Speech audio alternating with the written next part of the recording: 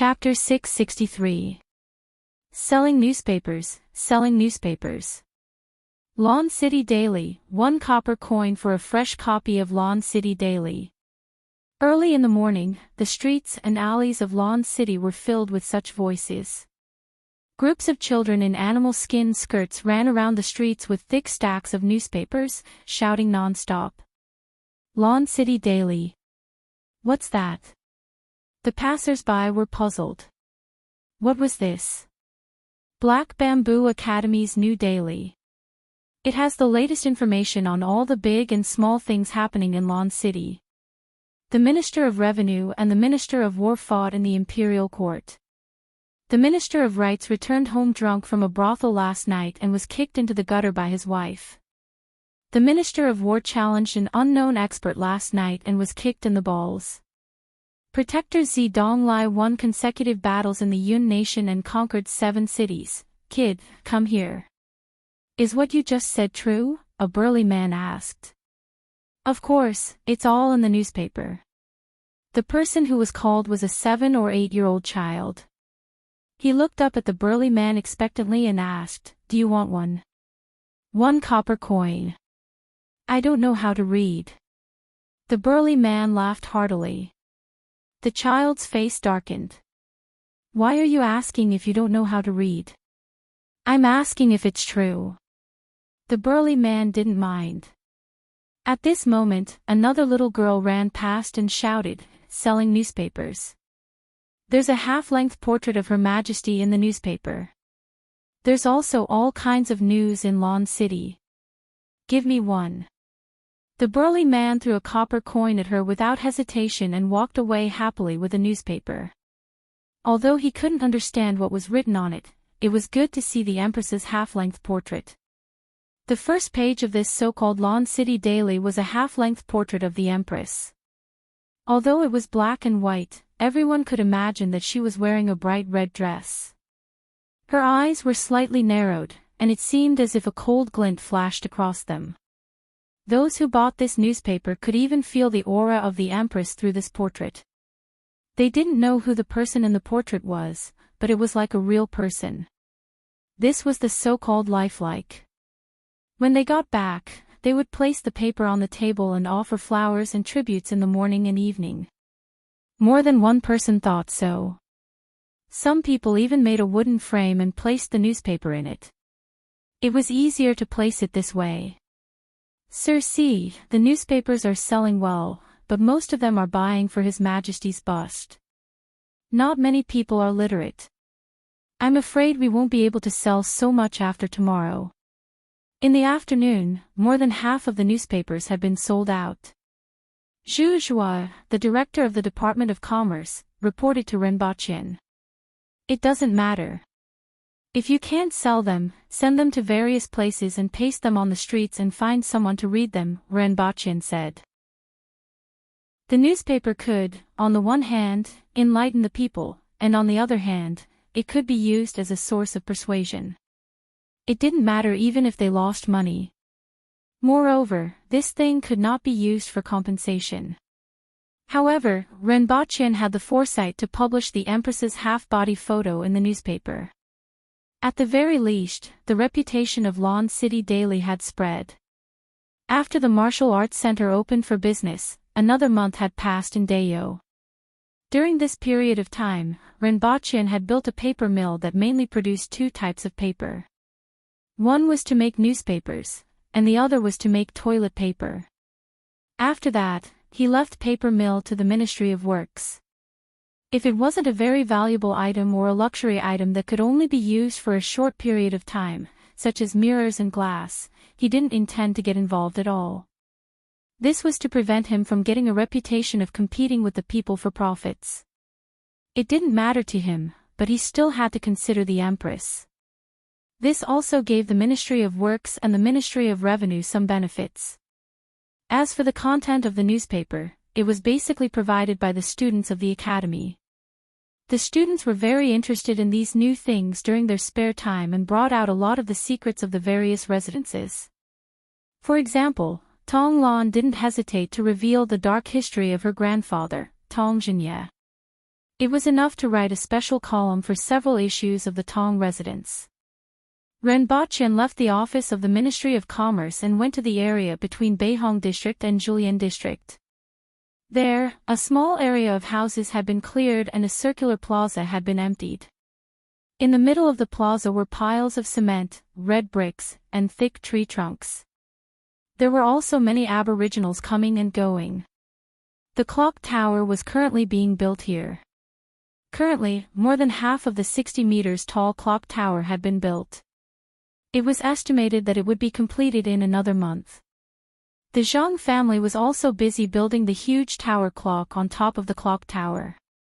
If everything went smoothly, the clock tower would be completed within 2 months. It could also be said to be a landmark of Lan City. After looking around the clock tower for a long time, Renbachyan returned to the palace and saw the Empress standing in front of a table.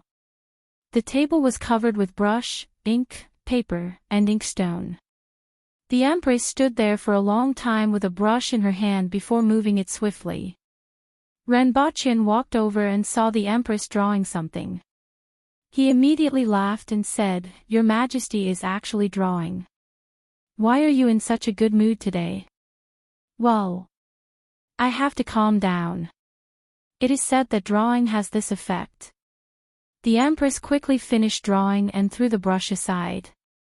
She stretched her body and waist, exposing the beautiful curves of her upper body to Renbachyan's eyes.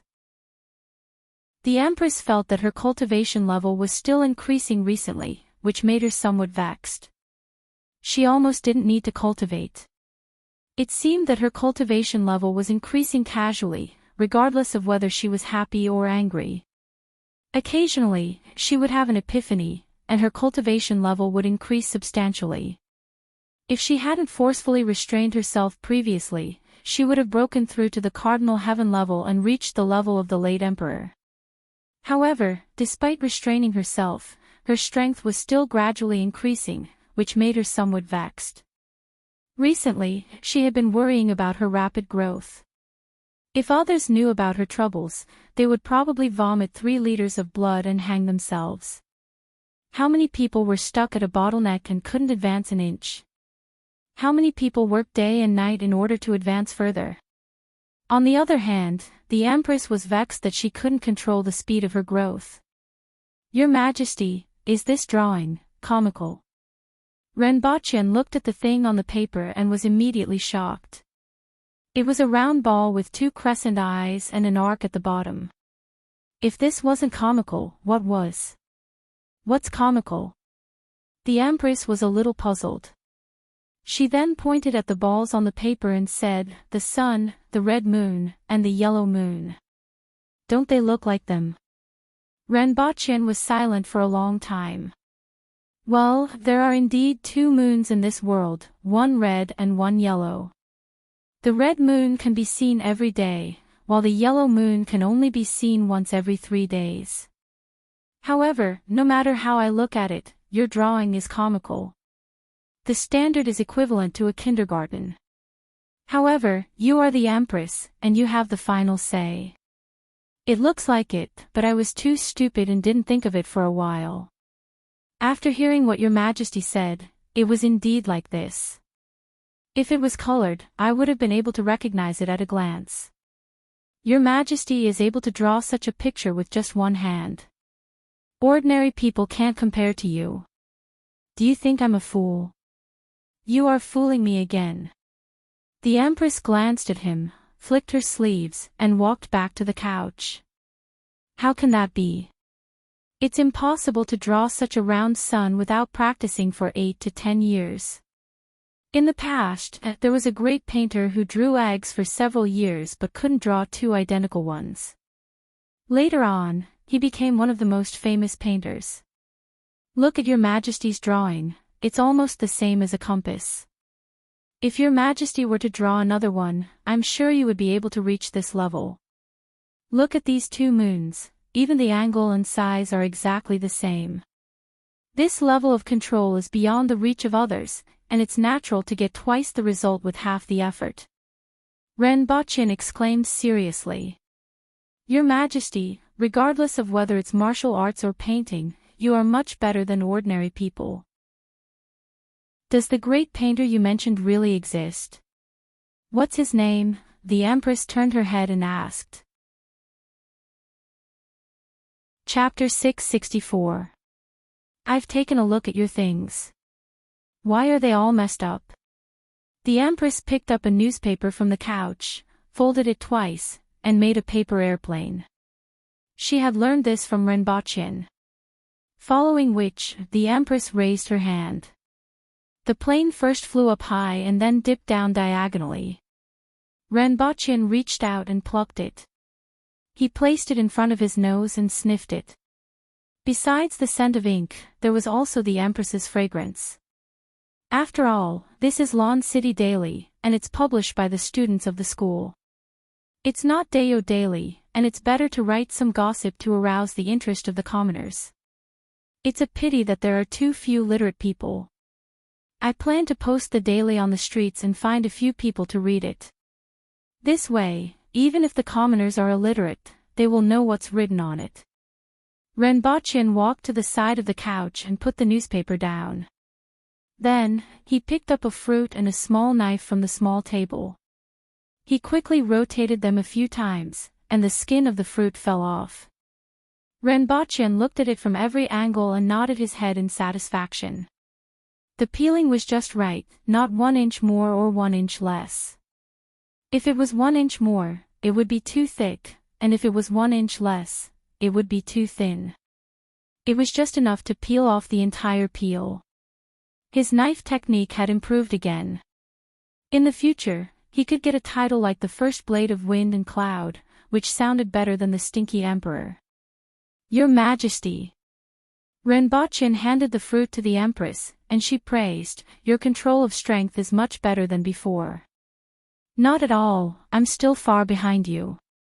Your ability to control your body when drawing a circle is beyond my reach.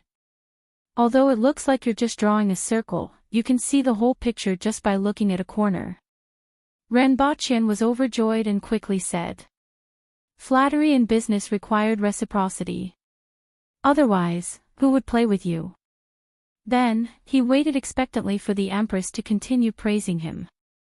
It's really not bad. When I was 5 years old, I probably did this. The Empress held the fruit in her hand and spun it in front of her eyes. Renbochin, The Empress squinted at Renbochin's depressed expression. Her eyes curved into crescents, and her gaze was full of smiles. She used her finger to touch the fruit, and it immediately broke into 8 small pieces. With a flick of her finger, one of the pieces flew into Renbochin's mouth. Take a seat, the Empress said casually. Renbochin pulled a chair over and sat beside the couch. He pulled the Empress's hand over and placed it against his own palm. The warmth of their palms was transmitted to each other. Even though it wasn't his first time holding the Empress's hand, he always felt that the Empress's hand was very delicate and soft. It was as if she could touch his heart. He could even feel the Empress's strong heartbeat through his palm. I can feel your Majesty's heartbeat, and your Majesty can also feel my heartbeat. This is called mutual affinity. Renbochin laughed. After that, both of them calmed down and felt each other's heartbeat. Both of their heartbeats sped up a little, and the surrounding temperature also rose a little. I would like to try the taste of your Majesty's lip balm. Renbochin leaned forward and put his face close to the Empress's. The next second, a tubular object was stuffed into Renbochin's mouth. The Empress's eyes curved into crescent moons. My lip balm is in your mouth. You can eat it all. Renbochin's eyes widened. He took out the lip balm from his mouth and finished it in 1 mouthful, 2 mouthfuls. It tastes very good. Renbochin exclaimed. After tasting it, 1 isn't enough. Then, another tube of lip balm was stuffed into his mouth. The Empress stretched out her hand, and 10 tubes of lip balm appeared between her fingers. You bought 50 tubes for me last time. Forget it, I'm almost full. Renbochin sat back down resentfully. The Empress looked at Renbochin, and there seemed to be something in her eyes. Then, she quickly extended her head and lightly touched his lips. The soft and gentle touch only lasted for a moment before parting ways. The lip balm on your Majesty's lips is much sweeter than this. Renbochin held the empty tube in his hand. Why didn't I know? The Empress looked at him with a smile. I'm known as an honest and adorable husband, and I've never spoken a single lie in my life. Now, my lips are also stained with lip balm. Your Majesty, you can try it and see if it's. Renbochin moved closer to the Empress, lowered his head, and kissed her gently. Their lips and teeth were connected, and the hot air between their noses brushed against each other's face. A few seconds later, Renbochin quickly licked her lips, retracted his head as fast as he could, and laughed. It's really sweet. The Empress snorted and blushed, but she wasn't annoyed at all. She pretended as if nothing had happened and changed the topic. The candy on the tree has been eaten up. Renbochin turned to look at the tree. Not only was the candy gone, but even the branches were gone. Only a bare trunk was left standing there. Lawn City Daily, the freshly minted Lawn City Daily. A shocking secret is about to be revealed. The grudge between the Minister of Works and the Minister of War. Lawn City Daily, why are the Minister of Works and the Minister of War at loggerheads? This issue of Lawn City Daily will officially reveal the secret. Hearing the sound of a newspaper seller coming from outside the wall, Zhang Junjing sent someone to buy a few copies. Newspapers weren't new to Zhang Junjing since they existed in the Yun Nation. However, the Yun Nation's newspapers were mainly printed by the imperial court and distributed to the warlords' residences in various cities. They were mostly about the transfer of officials and some major events in the Yun Nation. Ordinary people couldn't see them at all. This Lawn City Daily was completely different. It was mainly targeted at the common people. In addition to some major events, it also had a lot of gossip about the officials in the imperial court. Zhang Junjing felt that the Lawn City Daily that had just appeared actually had both advantages and disadvantages. The advantage was that it made the common people feel more familiar with the officials in the imperial court and felt that the officials were actually doing such things. At the same time, it allowed many officials who weren't well understood to enter the eyes of the common people. The disadvantage was that the officials in the imperial court lacked a lot of prestige. Renbochin didn't know what the Black Bamboo Academy's chief was up to by creating this thing. A moment later, Zhang Junjing took the Lawn City Daily and carefully studied it. The first page was the battle report of the Yun Nation. This issue of Lawn City Daily was published 3 days after the previous issue. During these 3 days, the Yun Nation had lost another 4 cities. Zhang Junjing estimated that this was actually news from 3 to 6 days ago. This was because it would take at least 3 days to travel from the Yun Nation to Lawn City even with the help of a yawning bird. However, when he heard that the Yun Nation had lost cities one after another as if they didn't have the strength to retaliate, he felt a sense of satisfaction. He had also pondered about it recently. This time, Dayo's goal didn't seem to be to plunder and leave as everyone thought. If they were to plunder and leave, Dayo's goal should have already been achieved by now. They had captured a quarter of the Yun Nation cities, which was enough for them to plunder. There was also no need to send spies into the various cities to spy on the news. Zhang Junjing had a feeling that Dayo's goal this time was to occupy the entire Yun Nation. Would the Yun Nation be destroyed this time? Although the Zhang family was almost driven out, Zhang Junjing still felt a little sad when he thought about the fall of his homeland. Furthermore, did Dayo have those officials to send to the Yun Nation?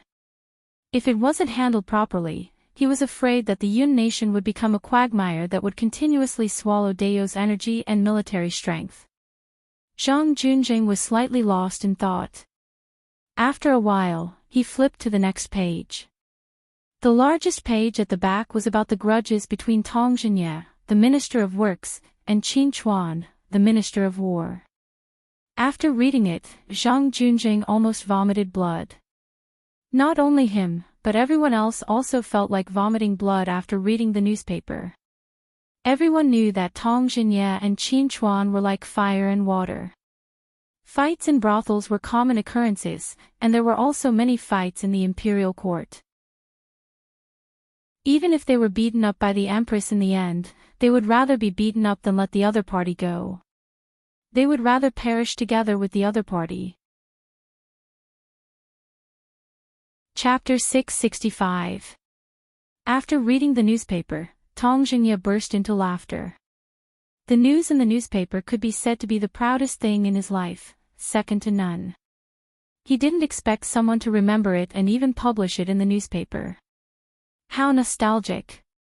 He remembered that it was the spring of the 36th year of the Dao calendar.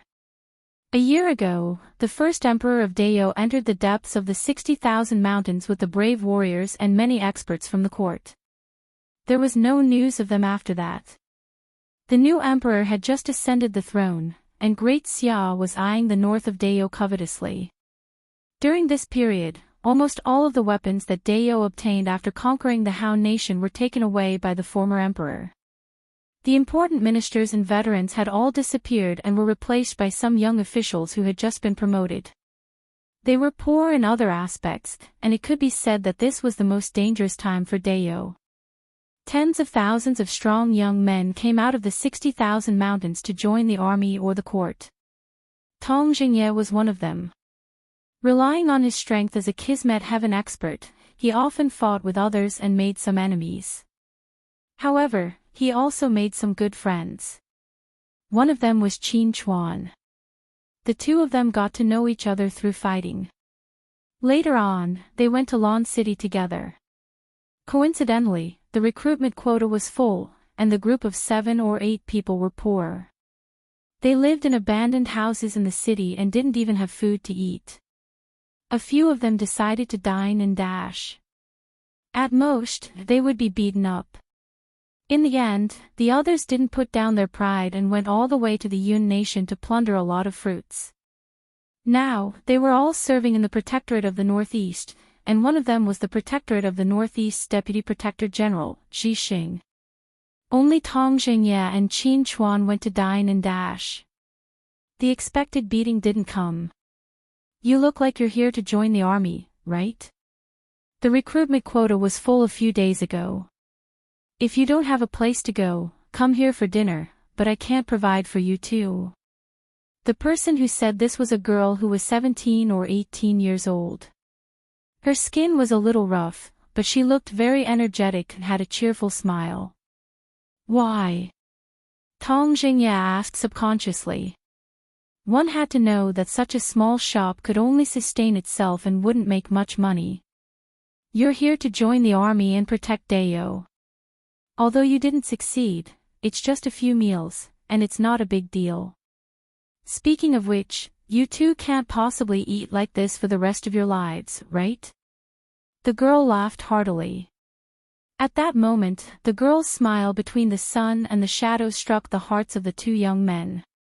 I want to take her as my wife, Qin Chuan said under the sunlight after walking out of the restaurant. Tong Xinye didn't say anything. He didn't know what he wanted to say. After that, the two of them mingled around Lan City for a few days and became familiar with that lady. They also learned that the lady's name was Tai Muxin. With their decent strength, the two of them were recognized and entered the Ministry of Works. With their identities, it was even easier for them to run to the store. In reality, both of them had a good impression of Tai Muxin. It was just that Qin Chuan was more proactive, and his actions were more obvious.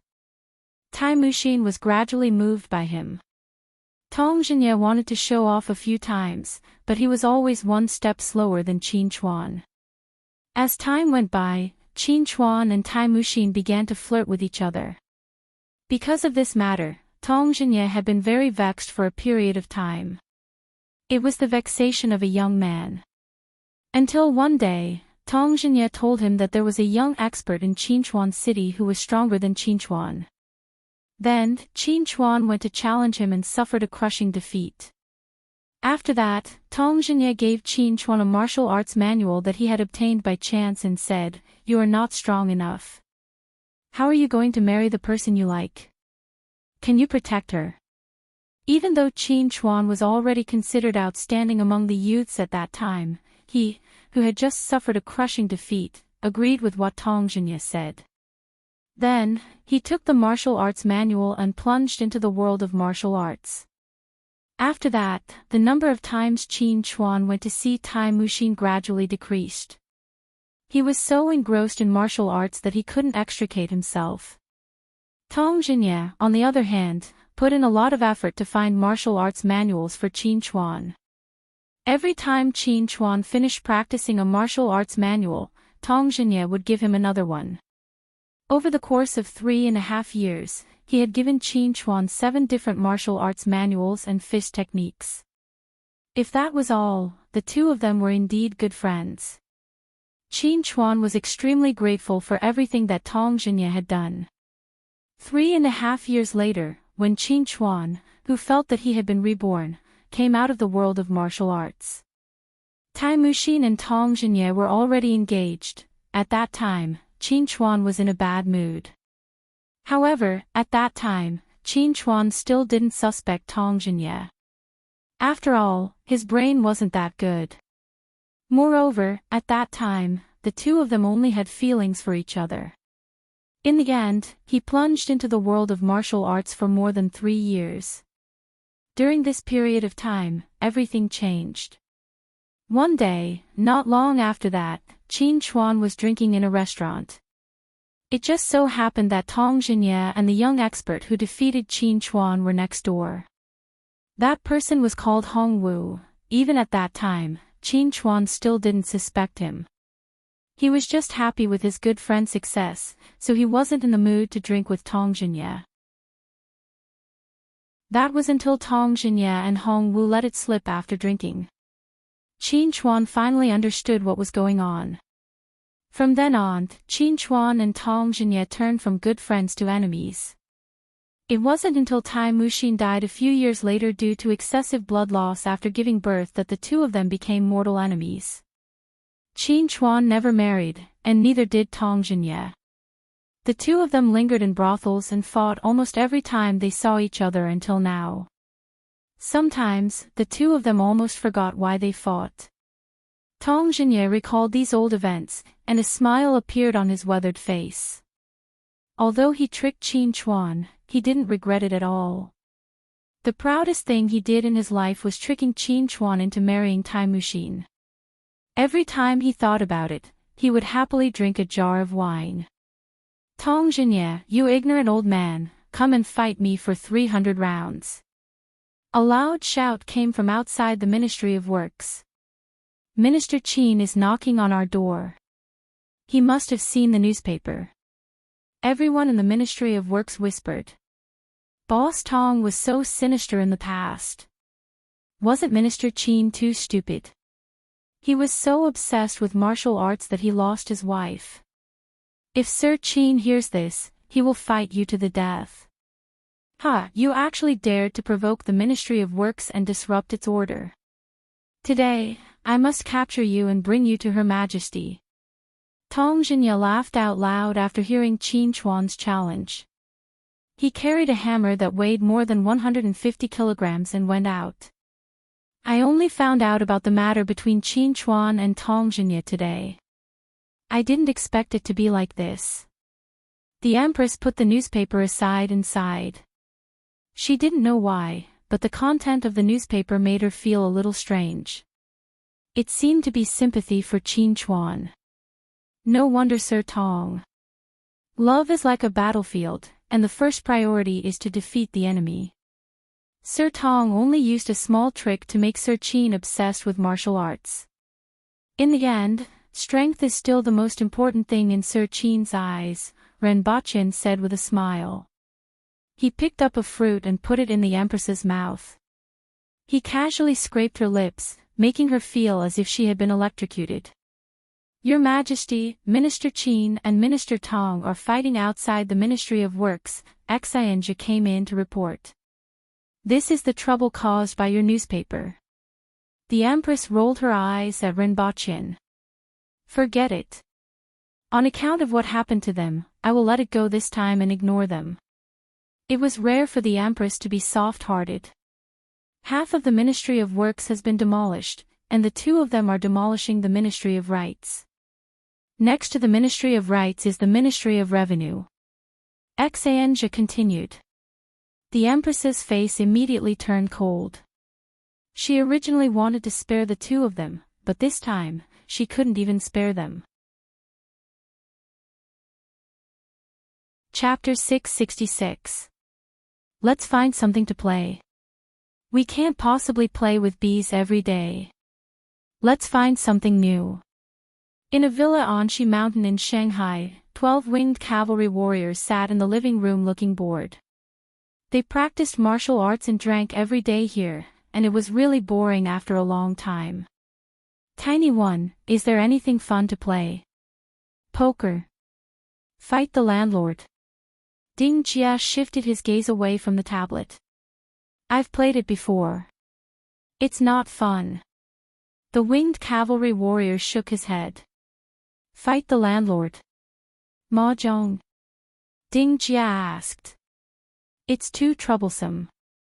My head feels like it's going to explode when I play, one of them said. Everyone nodded. What do you guys want to play then? Ding Jia asked helplessly. He had already figured out the nature of this group of people over the past 2 years. To put it nicely, they were straightforward, but to put it bluntly, they were stupid. I want to chop someone up. One of the winged cavalry warriors sighed. I want to do that too. My hands are itchy since I haven't chopped someone up in a long time. Another winged cavalry warrior was inspired by his words. Chopping the person and the knife in half with one slash would be a great life. Another winged cavalry warrior laughed heartily. Everyone began to reminisce about the days on the battlefield. Whether it was chopping someone up or being chopped up, it was always so refreshing. Even though they drank and ate meat every day, their days were extremely dull. Ding Jia's face turned green as he listened to the conversation. What exactly did these mountain kids experience in the past? He trembled with fear as he listened to everyone's discussion. He moved from the sofa to the ground, then to the back of the sofa. He then curled up, afraid that this group of bears would take out their knives and chop him up in the next second. While everyone was discussing, someone slapped his thigh and said, I just thought of something fun. What do we play? Everyone looked over. Don't we have so many guns? There's a game called Battle Royale in this world. Each of us will hold a gun, and we'll die if we get hit. Whoever doesn't get hit in the end wins. What do you think? That person suggested. Sounds good. One of them nodded. Everyone became excited after hearing this, and someone immediately went to bring back a box of guns and bullets. How do we use this? Someone reached out and picked Ding Jia up from behind the sofa. Ding Jia was shocked. What else do you guys want? Playing Battle Royale with real guns. Why aren't you guys flying? If he taught them, would the lady boss beat him to death when she came back? He would probably beat him to death. He absolutely could not teach them. I don't know either, you lied to me. More than a dozen man-bears moved their faces closer. How could you not know? Only people in the army can use this. How can a student like me know this? Ding Jia denied with a long face. You're really useless. Everyone had a look of contempt on their faces. Ding Jia had a bitter expression on his face, but he heaved a sigh of relief in his heart. No matter what, it was fine as long as they were not allowed to play this game. I can use this. One of the winged cavalry warriors said as he picked up a flash bullet from a box. I know that too. Back then, we used this to break into the city, and it was indeed very useful. Everyone suddenly thought of the time when they attacked Tianjing Basin. Shall we play this? One of the winged cavalry warriors suggested. How do we play? The others asked. I remember that this thing takes a few breaths to explode.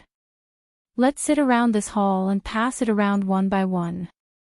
Whoever blows it up will be unlucky, the winged cavalry warrior said. Interesting. Let's do this.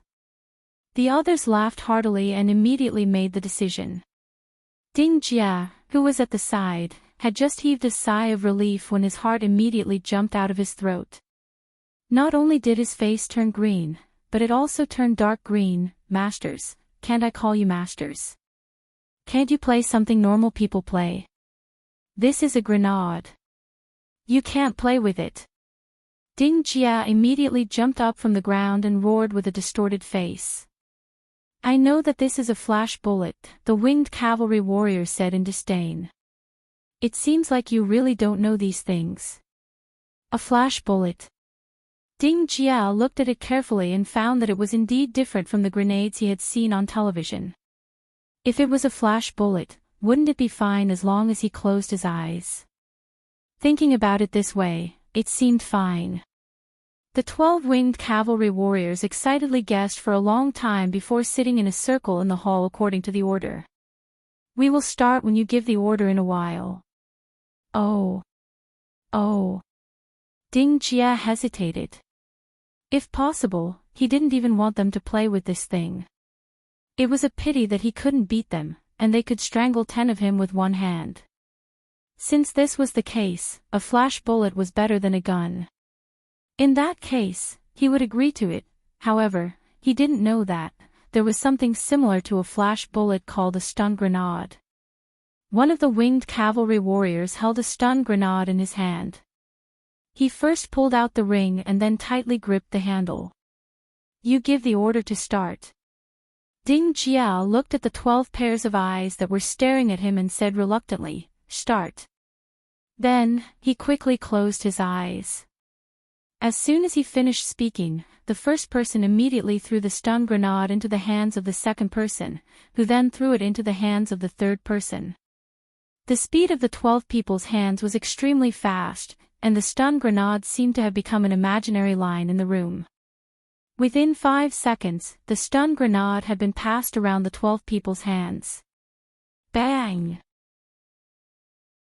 An intense flash suddenly resounded throughout the villa. In the instant that the stun grenade exploded, the 12 people closed their eyes one after another. However, it was already too late. It was as if countless flashes were flashing wildly in front of everyone's eyes, and they couldn't see anything other than a patch of white. Along with the intense flash was a huge sound wave that reached 170 decibels. In an instant, everyone felt as if they were being hit by something. It was as if their heads were being continuously smashed by stones, and they felt a strong sense of dizziness. Voila! All the glass items in the villa were shattered, including the TV that Renbachin had just bought. It was also destroyed by the explosion of the stun grenade. As for Ding Jia, he felt as if his head had been hit by a sledgehammer when that huge sound wave hit him. He only managed to curse in his heart before fainting. Outside the villa, the members of the Messier 87 department who were monitoring the villa were shocked by the explosion of the intense flash and the huge sound wave. Other than that period of time when they weren't monitoring the villa at night in order to make the enemy agents let their guard down, there were people outside the villa 24 hours a day. What's going on? It looks like a stun grenade. Enemy attack. Monkey, contact the higher-ups and ask for reinforcements. Noodles, follow me to check out the situation. When they rushed into the villa, they saw the 12 stunned winged cavalry warriors with their eyes wide open. The physical fitness of the winged cavalry warriors was much better than that of ordinary people. Although the flash caused them to lose their vision for a while, they had already recovered by the time the Messier 87 department rushed in. However, the problem now was that everyone's ears were buzzing, and their heads were a little dizzy. What happened? Where are the enemies? The leader rushed in, took out his gun, and looked around. He realized that apart from these people, there was no sign of the enemy. What did you say? The dozen winged cavalry warriors came back to their senses and glared at him fiercely. Where are the enemies? The leader asked nervously. What did you say? The dozen winged cavalry warriors continued to look fierce. My ears are buzzing, and I can't hear anything, one of them said. What did you say? Another person asked. What are you talking about? A third person asked. The members of the Messier 87 department looked at the human bears with a look of despair. Apart from the beginning, no one paid any attention to them.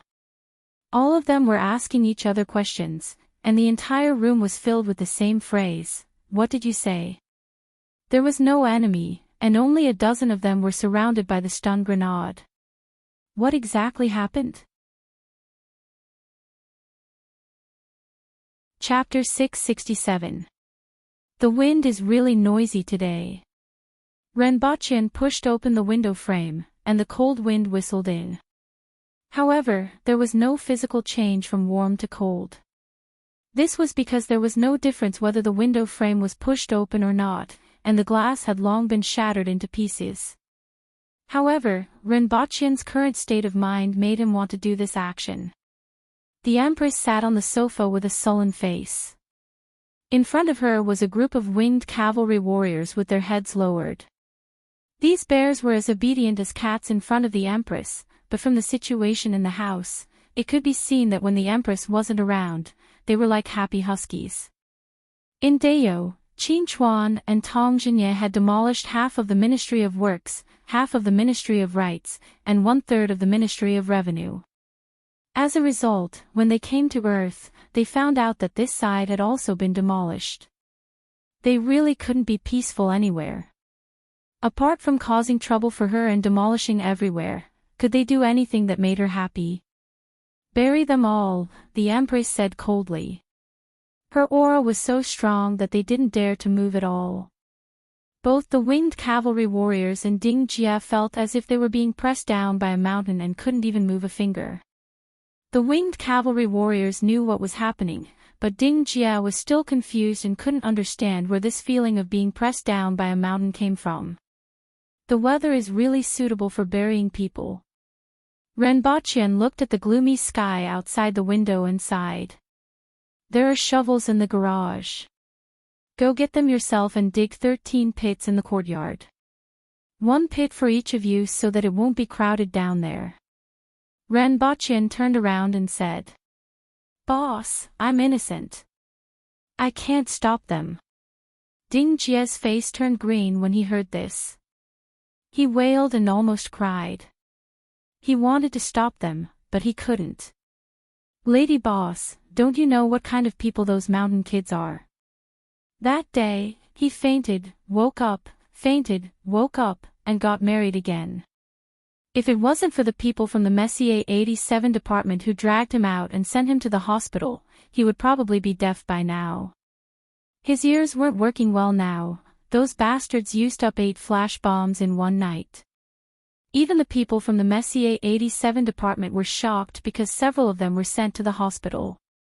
Renbochin pondered for a while. It was fine if those winged cavalry warriors were buried, but if Ding Jia was buried, it would really be over. Forget it, Ding Jia has nothing to do with this time, so I'll let him off. Aren't you going to dig a hole? Renbochin turned around, leaned against the window sill, and looked at the winged cavalry warriors who were as obedient as kittens. The Empress withdrew her aura, and the winged cavalry warriors felt as if they had been pardoned from a crime. They quickly went to the garage to get a shovel to dig a hole. Boss, I really stopped them. They were going to play battle royale with their guns, but I stopped them and turned them into flash grenades. Who knew that the explosion of a flash grenade would be so powerful? Ding Jia looked depressed. Forget it. Renbochin waved his hand. He knew that Ding Jia wouldn't be able to stop the winged cavalry. Renbochin turned around and looked out of the window. More than 10 winged cavalry warriors came into the courtyard with a few shovels. In just a short while, they had dug 13 pits that were 1 meter wide and 2 meters deep. They even dug out yours. It seems like they approve of you. Renbochin said to Ding Jia. I don't need your approval at a time like this. Ding Jia's face turned green. Why didn't you guys approve of me like this usually? Why did you guys think of me when you have to take the blame? Let them jump in and bury them. Leave their heads outside, Renbochin said. Ding Jia looked bitter. How would he dare to do that? If he did that, wouldn't this group of people hammer him to death later? Moreover, wouldn't leaving his head outside really kill him? Go! Renbochin's voice was flat, but it sounded like a clap of thunder in Ding Jia's ears. No matter how casual Renbochin usually was, he still had the aura of a high-ranking person. When he got serious, it made an ordinary person like Ding Jia feel fear, and he quickly ran out of the house. What did the lady boss say? The winged cavalry warriors asked when they saw him run out. Ding Jia didn't know what to say. He dug a hole for himself and wanted to bury them. How would this group of people look at him? Say it, the winged cavalry warriors urged. Everyone, the lady boss said to bury all of you, and leave your heads outside. Ding Jia said bitterly to the winged cavalry warriors. He was already prepared to be resented by these people. Oh! You still have your heads outside. To his surprise, this group of people wasn't dissatisfied at all. Instead, they happily found a hole to jump into. Ding Jia was tongue-tied as he looked at these people. His tongue almost jumped out of his throat. He had no idea what was going on in these people's minds. Sure enough, he was still too young. These people could use stun grenades to beat drums and pass flowers, which showed that their brains were different from ordinary people. Xiao Budian, that hole is left for you. Someone pointed at the empty hole and laughed out loud. I don't need it. Ding Jia didn't know what to say. The lady boss asked me to be responsible for burying them. Then you bury them. Wait, this hole is a little small. I'll change it. Mine isn't very comfortable either. Give me the shovel, I'll dig a few more times. Ding Jia was dumbfounded as he looked at this group of people changing holes and continuing to dig. They were burying people alive. Were they playing? Ha! Ding Jia didn't know whether to laugh or cry when he saw their reactions. He had indeed thought too much just now. Alright, let's bury them. After a while, Ding Jia filled all 12 holes, revealing 12 heads that looked like carrots. There's a stone in my crotch. Wait a moment, I'll shake it off. Ding Jia had just finished burying the last one when the winged cavalry warrior said unhappily. He slammed his palms on the ground and rose into the air while Ding Jia's eyes almost popped out of their sockets. Bastard, you messed with my face. The surrounding people immediately scolded. Wait, it will be done soon. That winged cavalry warrior reached into his crotch for a long time, took out a stone that was the size of half a fist, threw it aside, jumped into the hole, and said cheekily, bury them. Ding Jia continued burying people without saying a word. He really didn't have the energy to talk nonsense with this group of people. Sure enough, mountain kids could do whatever they wanted. He picked up the phone and heard Yang Sen's voice on the other end. You are finally back. Yes, I just came back, he replied faintly. I heard that you are digging holes to bury people? Yang Sen asked. No lives will be lost. Renbochin sighed. These people were very thick-skinned. That's good. You should take care of them. They are going to fly into the sky. Yang Sen didn't know whether to laugh or cry on the other end of the phone. He didn't know what to say when he thought about what those people had done in the villa. Using stun grenades to play the game of drumming and passing flowers? What were they thinking? The few subordinates that he had sent were immediately hit. They didn't even have time to run away. They were stunned by the loud sound of the stun grenade. Chapter 668. Brother, you are back. Are you going out for dinner tonight? Okay. Ren Wanyan was pleasantly surprised when he received the call. These days, his brother had been disappearing from time to time. He only showed up once every half a month, didn't answer the phone, and didn't care about the affairs of the martial arts center. Finally, he could catch someone again. He put down the phone and thought about it. His girlfriend seemed to have a big misunderstanding about his brother. But it couldn't always be like this. After all, on one side was his girlfriend, and on the other side was his brother. He had to think of a way to resolve this misunderstanding. Both of them were now in Shanghai, and they couldn't always be indifferent, right? Should he bring his girlfriend along tonight? Then, she would know what kind of person her brother was after interacting with him a few more times. At this thought, he called Zhou Qingyun. Qingyun, I'm going to my brother's place for dinner tonight. Come along. I'm not going. Zhou Qingyun refused without hesitation. It was enough for her to go there once. That place was simply a gathering place for thugs. Although she didn't know what kind of background they had, it wasn't good to be too close to these people in today's society. Qingyun, you really misunderstood before. Ren Wanyan explained to his girlfriend for a long time and finally managed to convince her. Okay. Zhou Qingyun's heart softened after being tortured by Ren Wanyan. Although she wouldn't change her mind, he was her boyfriend after all. She would go once. I'll tell my brother and accompany you to buy clothes later, Ren Wanyan said happily when he saw that his girlfriend had relented. No, I'm still working. I don't have as much freedom as you. I haven't even finished my internship. Come and pick me up tonight, Zhou Qingyun said. Okay. Is he your boyfriend again?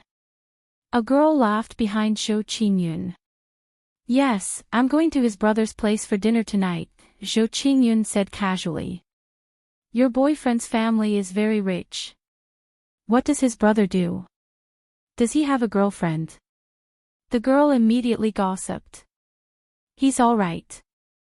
His brother. I don't know what he does. But he has a girlfriend, and she's even prettier than a celebrity. Zhou Qingyun thought of the woman in red she saw in the villa last time. Even though she was a girl, she was still stunning. Thinking about Ren Wanyan's brother, Zhou Qingyun suddenly shook her head. She's just teasing you too. These are beef ribs. She could still remember how Ren Wanyan, who weighed more than 100 kilograms and occasionally had a fierce look on his face, said those words calmly while holding the bone between his two fingers. After that, she searched the internet many times and confirmed that it was a human skull. There was no mistaking it. However, the other party seemed to be very powerful. It was obvious that someone had died in the villa, and the house was full of guns, but they didn't seem to care at all. However, Zhou Qingyun firmly believed that even if he really had the identity of a government official, his words and actions were definitely not a good person. It was better to have less contact with him. After hanging up the phone, Ren Wanyan happily paced around the room twice before calling Ren Baqian. Ren Baqian naturally had no problem with this. He didn't have much of an impression of his younger brother's girlfriend. He had only met her once and didn't pay much attention to her. Now, he had almost forgotten about her. He just knew that his brother had a girlfriend. If he wanted to bring her to dinner, he could bring her. Wanyan, come over for dinner tonight, Ren Baqian said to the Empress after hanging up the phone. Oh. The Empress lazily leaned on the sofa, threw the phone to Ren Baqian, and said, I want to watch The Legend of Han Peopeo's Journey to Immortality. I have only watched 6 episodes, but I still like it very much. Nan Gongwan's character is too ugly. Without your majesty's looks, who would dare to say that she is an outstanding beauty? Renbochin took the phone and laughed as he sat beside the Empress. Am I very beautiful? The Empress tilted her head and looked at Renbochin with flickering eyes. The most beautiful woman in the world. Renbochin said with certainty. Other than your majesty, no one else is worthy of this title. Humph. The Empress happily snorted twice through her nose. Cultivating to become an immortal is quite interesting. Are there really people who can cultivate in this world? The Empress asked curiously. Renbochin originally wanted to say that of course not, but he inexplicably thought of the monk in the north and changed his words. Maybe there are, but they are definitely not the same as those in the television series. The Empress got up and asked excitedly, do you think these immortal cultivators can defeat me? With your majesty's strength, even according to the fictional classification, you are at least equivalent to the golden elixir realm, right? One more step and you will be at the nascent soul realm. Even in the world of cultivation, you will be a hero. Renbochin said after thinking seriously. However, even if the world of cultivation really exists, it won't be like those in the television series. Otherwise, Earth would have long been gone. Therefore, your majesty is also a hero among the immortal cultivators and is revered by millions. I would really like to see it. The Empress leaned back on the sofa and said. She also yearned for the magnificent world of cultivation shown in the television series. After a while, Renbochin found The Legend of Han Peopeo's Journey to Immortality for the Empress and went to the second floor to get some ice cream and snacks. Your Majesty, open your mouth. Renbochin used 2 fingers to pick up the wooden handle of the ice cream and shook it above the Empress's forehead. Ah! Swallow! The Empress opened her mouth and swallowed the ice cream in Renbochin's hand. Then, she spat out an ice cream stick. If you eat too quickly, it will chill your stomach. Renbochin smiled gently. I'm not afraid. The Empress's eyes didn't leave the phone. She suddenly sat up and grabbed Renbochin's collar. Watch it with me. Okay. Renbochin replied with a smile. Well, the sofa could only accommodate one person. If 2 people were to lie on the sofa, even though it would be a little crowded, it was still a very beautiful thing. I will lie on the sofa. You can lie on the floor. This way, you will be able to watch. The Empress directly dragged Renbochin to the floor. Then, she lay on the sofa and held the phone in one hand. Renbochin leaned against the sofa with one hand behind his head. He looked at the phone for a while and then shifted his gaze to the side of the Empress's face. After an unknown period of time, Renbochin muttered, it won't be enough even if I look at it for a lifetime. What? The Empress tilted her head and looked at him from the corner of her eye. It won't be enough even if I look at it for a lifetime. Renbochin stretched out his finger and stroked the corner of the Empress's eye. Then, he drew an arc from the corner of her eye to her chin. His fingertips felt as if he was touching a piece of warm jade. If one day you don't want to look at it anymore, I will bury you under the palace. The Empress's voice was filled with indescribable emotions. I want to look at it for 10,000 years. Renbochin laughed. Well, I approve, the Empress said softly. My brother is a very good person. Don't let your imagination run wild. You see, my brother runs a proper martial arts center now. Haven't you been there before?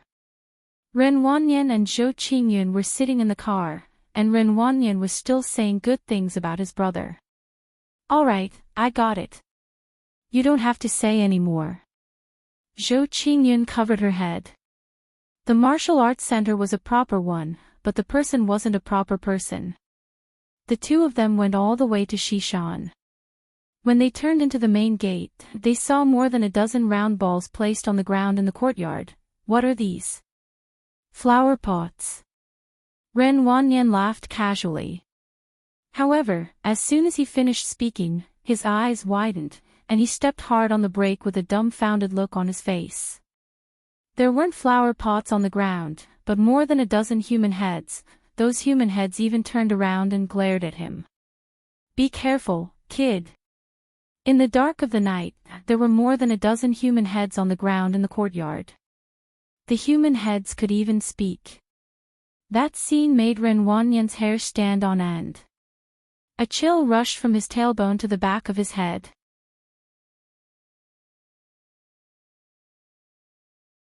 Chapter 669. Brother, save her. Ren Wanyan rushed in with Zhou Qingyun in his arms with a panicked look on his face. Ren Baqian and the Empress were sitting on the sofa playing Honor of Kings, shoulder to shoulder.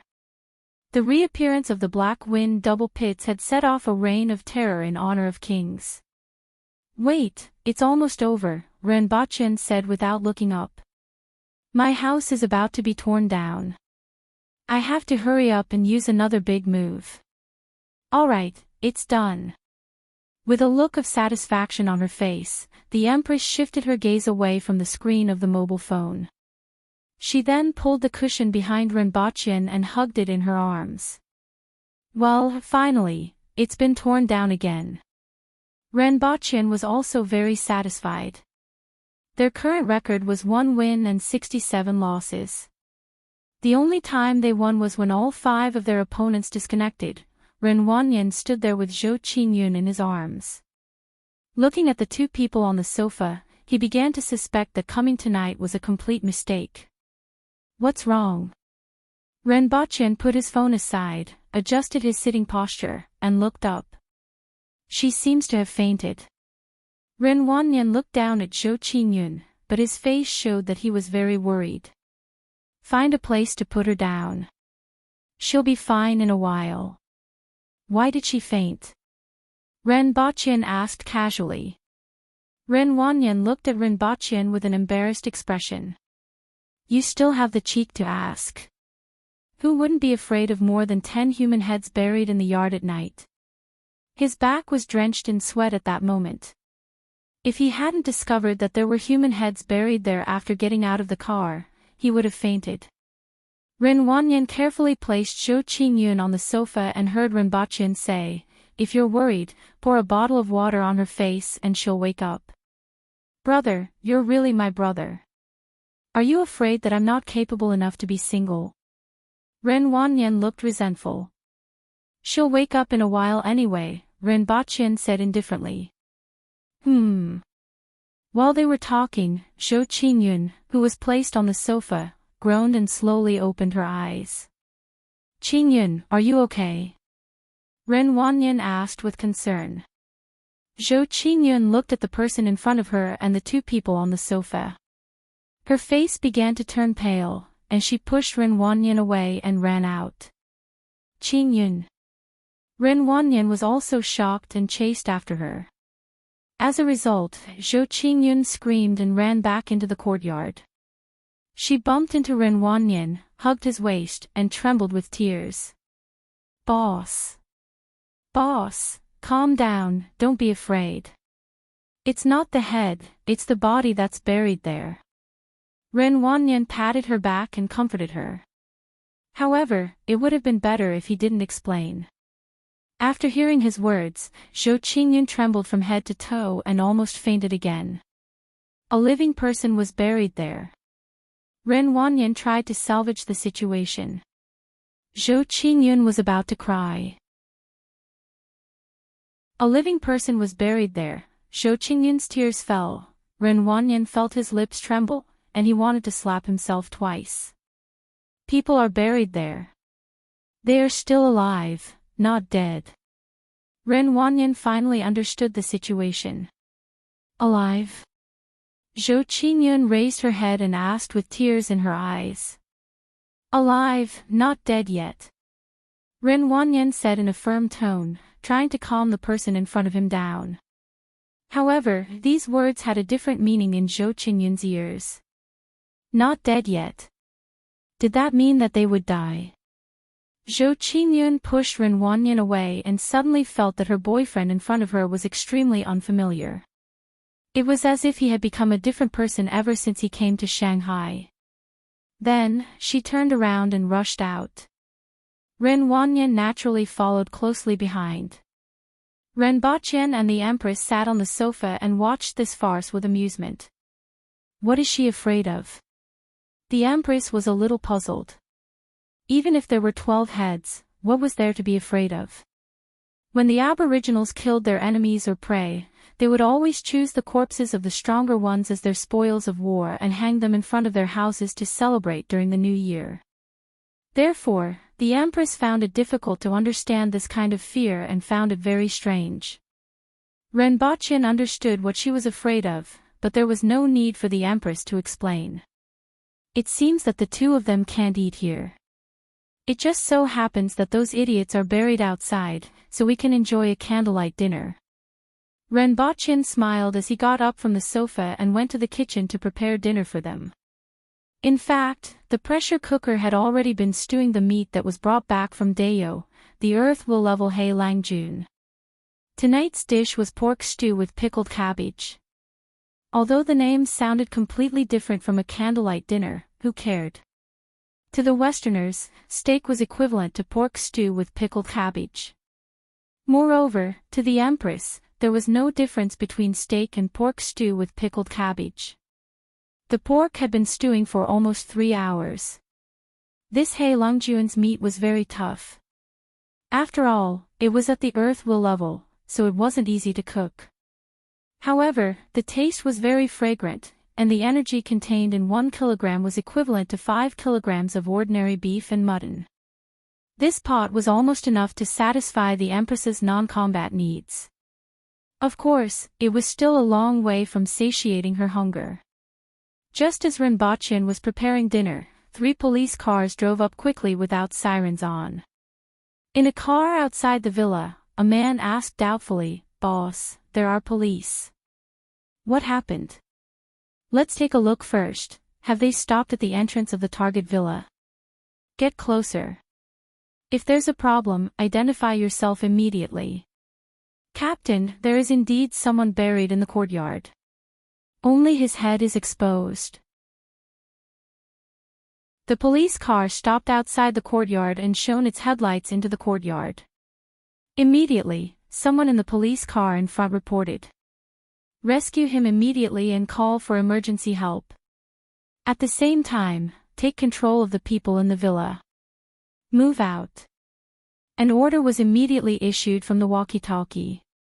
If an ordinary person was buried up to their chest, they would be unable to breathe due to the gradual compression of the soil. Therefore, there was a saying that went, "When the soil reaches your neck, you're not far from death." Furthermore, because the person was buried in the soil, blood would rush to the head due to the pressure, which was very dangerous. Therefore, these police officers were very nervous. Upon hearing the order, more than 10 people in the 3 cars opened their doors and rushed into the villa. "Team 3, take control of the people in the villa. The rest of you, follow me to rescue the person," someone shouted. More than 10 people turned their heads in unison to look at the police officers who rushed into the courtyard with flashlights. Their faces were full of ferocity. The dozen police officers were shocked by this scene and had goosebumps all over their bodies. They stopped in their tracks and almost fell. After all, this scene was indeed a little scary. The police officer in front was stunned for a moment and immediately heaved a sigh of relief. These people seemed to still be conscious. Quickly rescue them and get them out. "Brat, what are you guys doing? Rescue all of you."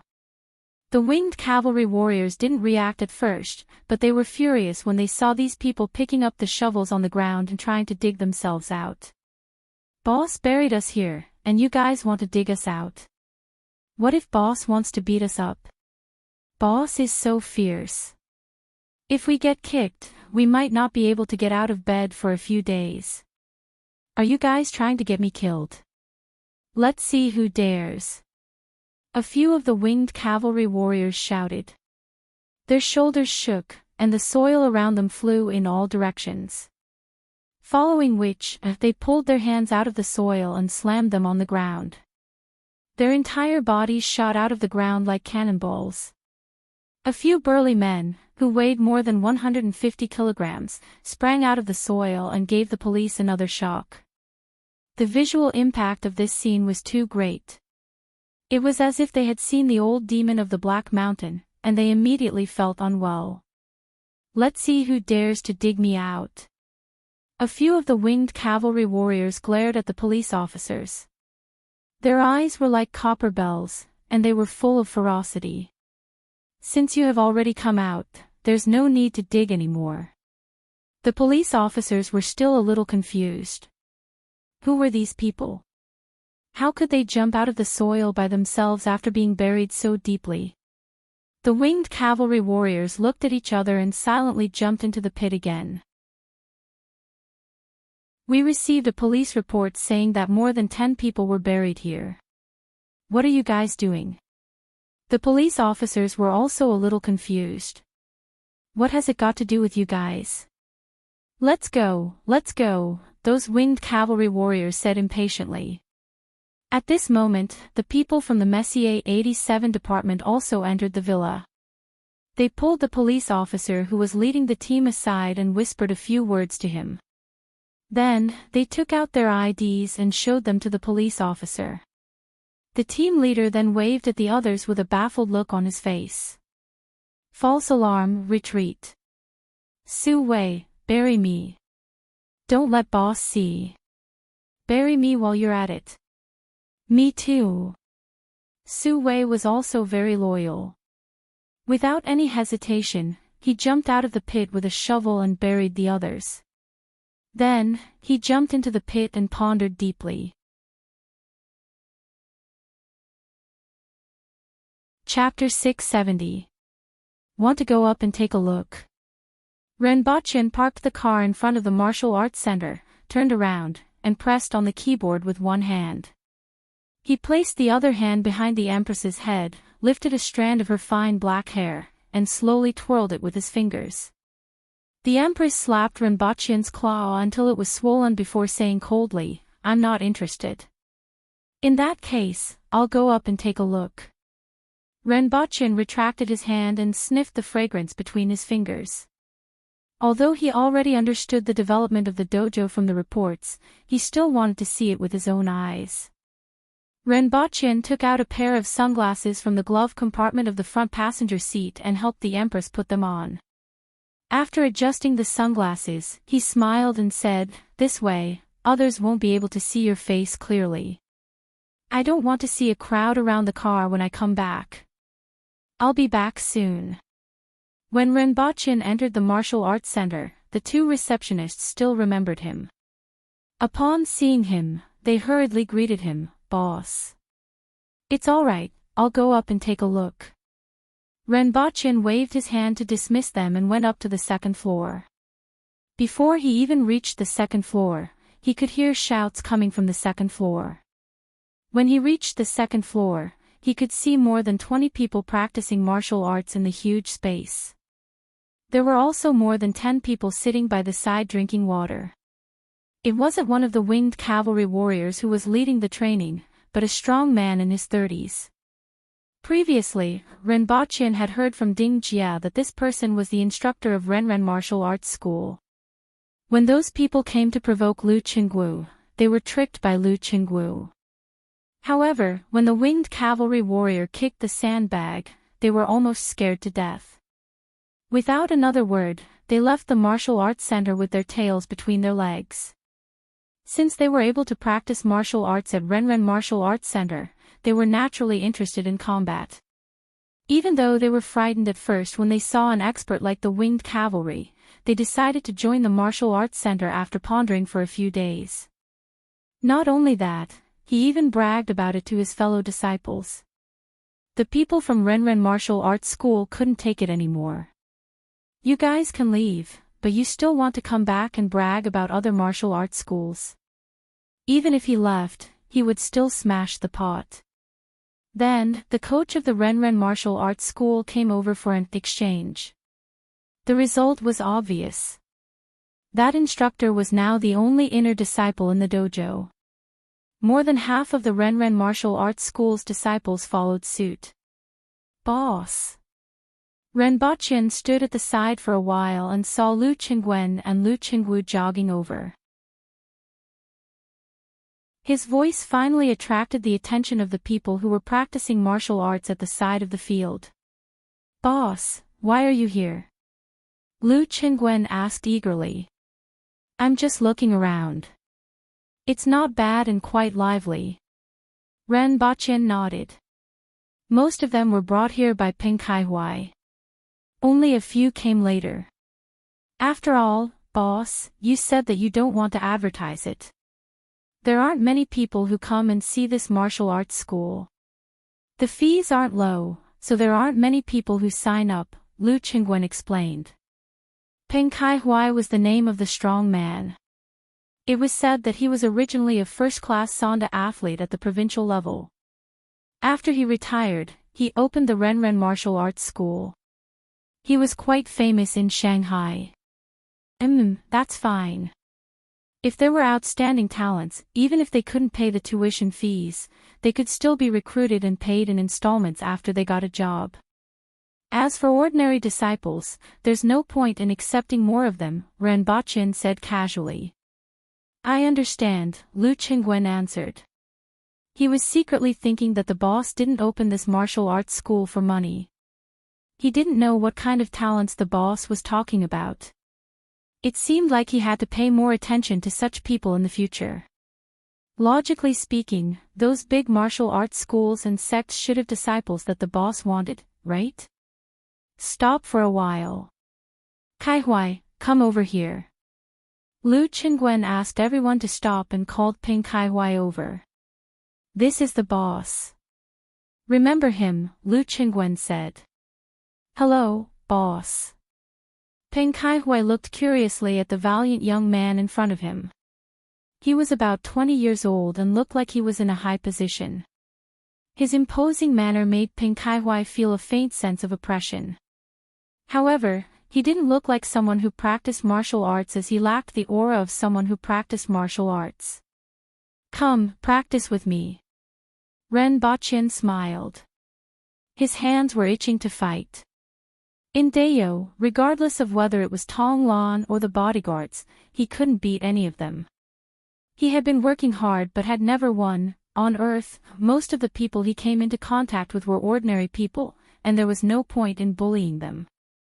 However, this Peng Kaihuai in front of him was originally a first-class Sanda athlete at the provincial level. Furthermore, he had been training in the martial arts school for 2 months. Renbochin could use him to test his standards. Peng Kaihuai was a little surprised. Logically speaking, such a high-ranking person wouldn't personally participate in a sparring match. It's rare for the boss to be interested. Practice with him, Lu Qingwu immediately said. Okay. Peng Kaihuai nodded and thought to himself that he would go easy on Renbochin. However, he couldn't go overboard. It wouldn't be good if the other party felt that he wasn't capable. The two of them walked to the arena in the martial arts school. The students immediately surrounded them and whispered to each other. Is this the boss of the martial arts school? He looks quite valiant. I wonder if he is a match for the coach. If having a good physique is useful, why do you still practice boxing? After all, he is the boss of the martial arts school. It's impossible that he doesn't know anything, right? The coach is a first-class athlete at the provincial level. Not many people can beat him, right? Renbochin took the boxing gloves, fiddled with them, and threw them back. He doesn't need to wear this or any protective gear. Put it on for him. Peng Kaihuai was in a difficult position. According to him, it was best for the boss to put on the protective gear.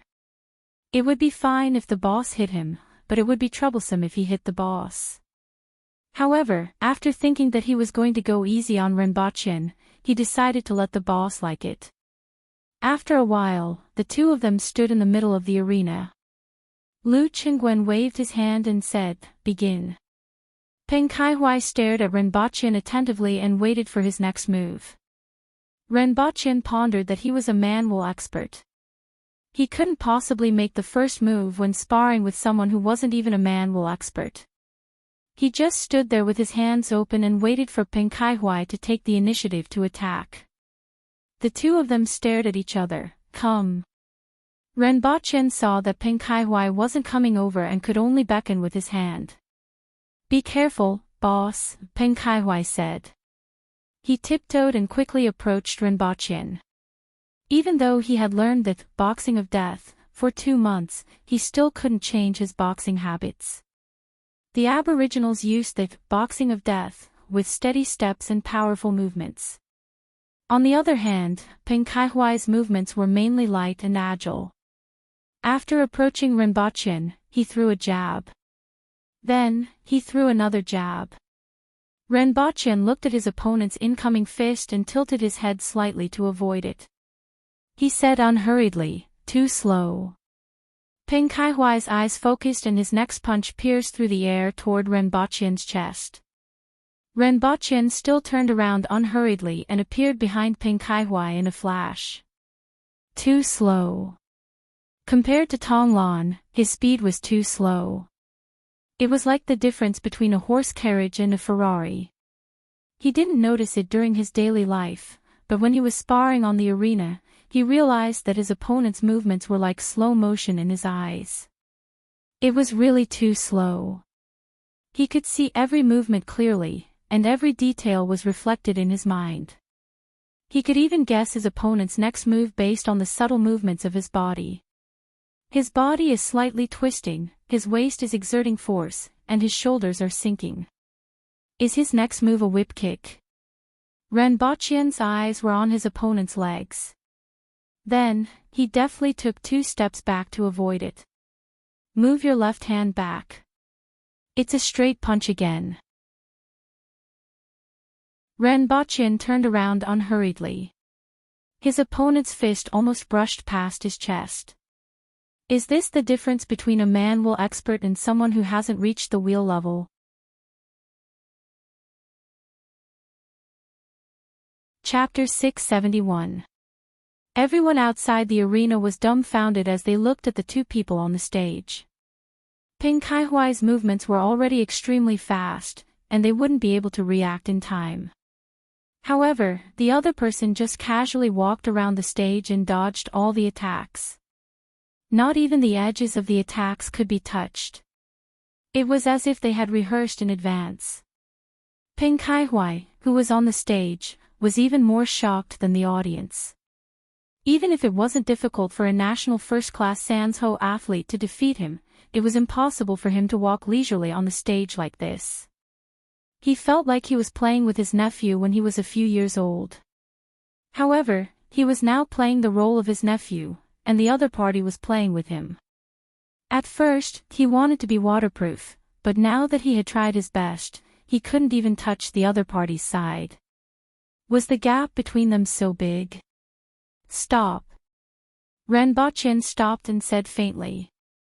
Peng Kaihuai stood on the stage and gasped for breath. His eyes were filled with disbelief. The boss was actually a super expert. You are currently the only inner disciple, which shows that you are talented. However, you are still too slow. Practice hard. Renbochin nodded at Peng Kaihuai as encouragement. He thought he would be very happy. After being abused for so long, he could finally abuse others. Logically speaking, he should be happy, right? However, he didn't feel happy at all. It was dull and a little boring. Sure enough, there was no meaning in abusing noobs. It wasn't as exciting as fighting with Tong Lan. Renbochin was suddenly stunned. Damn, could it be that he had awakened a strange hobby? How is that possible? Renbochin immediately shook his head. It seemed that he would only feel excited when he fought and won against an opponent who was comparable to him. Unfortunately, he couldn't find it. It was so lonely to be invincible. Renbochin jumped off the stage and walked toward the staircase with his hands in his pockets. Boss, the third floor is that way. The Liu brothers quickly followed Renbochin. I'm not going up. I'm just here to take a look. Now that I'm done, I'm leaving. Be careful not to let those two idiots cause trouble. They haven't caused any trouble recently, right? Renbochin asked casually. No, the Liu brothers quickly replied. You should also go to that martial arts center. Although Wanyan often stays there, he doesn't have enough experience. Yes. After Renbochin brought the Liu brothers downstairs, the disciples on the second floor couldn't help but exclaim in admiration. I didn't expect the owner of this dojo to be a master. What level do you think it is? National first-class Sonda athlete. Look at how he's strutting around. Even a national first-class Sonda athlete wouldn't be able to do that. Did anyone record it? I'm recording. Someone immediately shouted with his phone. Give me a copy. In the future, if anyone says that martial arts are bad, I'll use it to slap his face. Send me a copy too. I've sent it to the group. Download it yourselves. Go back, don't worry about me. Renbochin waved his hand at the door. Take care, boss, the two said eagerly behind him. Renbochin pushed open the door and saw the Empress standing on the other side of the car. Her fine black hair was gently fluttering in the wind. As expected, there were many people standing around sizing up the Empress. So many people. And he's even taking pictures with his phone. Can't you be a little more shameless? Renbochin aggressively strode over. When he turned around, he immediately knew why so many people were looking at the Empress. The Empress was leaning against the car and fiddling with her phone. However, there was someone lying on the ground. It was a man in a suit. His face was plastered to the ground, but it could be seen that he was very young. The Empress, who was dressed in red, was stepping on the back of his head. She didn't use much force, but he couldn't move at all. Blind? Renbochin opened the car door and asked casually. There was no need to ask about this situation. Even though the Empress was wearing sunglasses, the half of her face that was exposed and the aura she exuded was enough to make people's hearts flutter. And, the Empress said faintly. She exerted a little force with her foot, and the man fainted. The main reason was that she didn't want to hear the clamor of an ant when she lifted her foot. She was afraid that she wouldn't be able to control herself and would slap him to death. Soon after, the Empress went around to the other side of the car, and the two of them swaggered off. They've left. Let the police come over, someone in a car nearby said through a walkie-talkie. Understood. The two men on the other side of the street put down their phones and said to the police officer in front of them, Sorry to trouble you. Also, tell that person to shut up and not get himself into trouble. Understood. The two police officers didn't have any doubts at all. After all, the other party's identification had already explained everything. Brother, I apologize to you on behalf of Qingyun.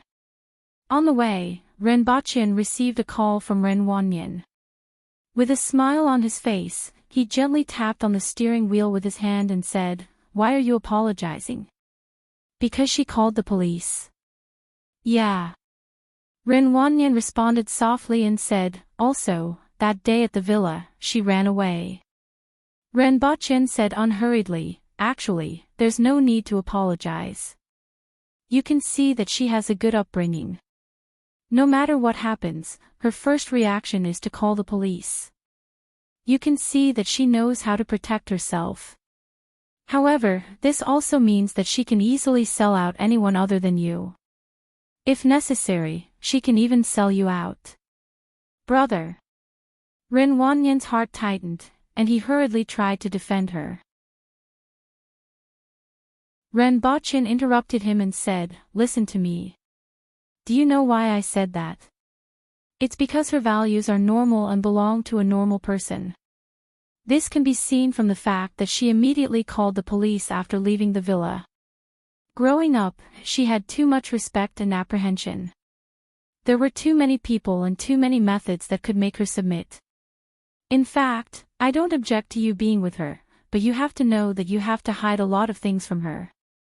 Under such circumstances, she knows that you have a lot of things to hide from her. How long you can stay together is up to you. Do we have so many things to hide from her? Brother, what are you talking about? The more Ren Wanyan listened, the more puzzled he became. There are a lot of things that need to be hidden from her. Although it's not something that can't be done, there are a lot of things that I control that others have been peeping at. Just like the 9th set of guiding techniques that I taught you and your parents. It's the simplest thing, but it's also an extremely important national secret. Therefore, you have to know what you can let her know and what you can't. I got it, Ren Wanyan said. If one day you find out that she's investigating things that you haven't told her, then it means that there's someone behind her. Do you understand what I mean? Will that really happen? Ren Wanyan still found it a little hard to accept. Do you know why I don't object to you being together? If you separate from her, then the women that appear next to you are likely to have all kinds of backgrounds and motives. There will always be people who will use all kinds of methods to send all kinds of women to you. As for her, from her current performance, it can be seen that she is still clean.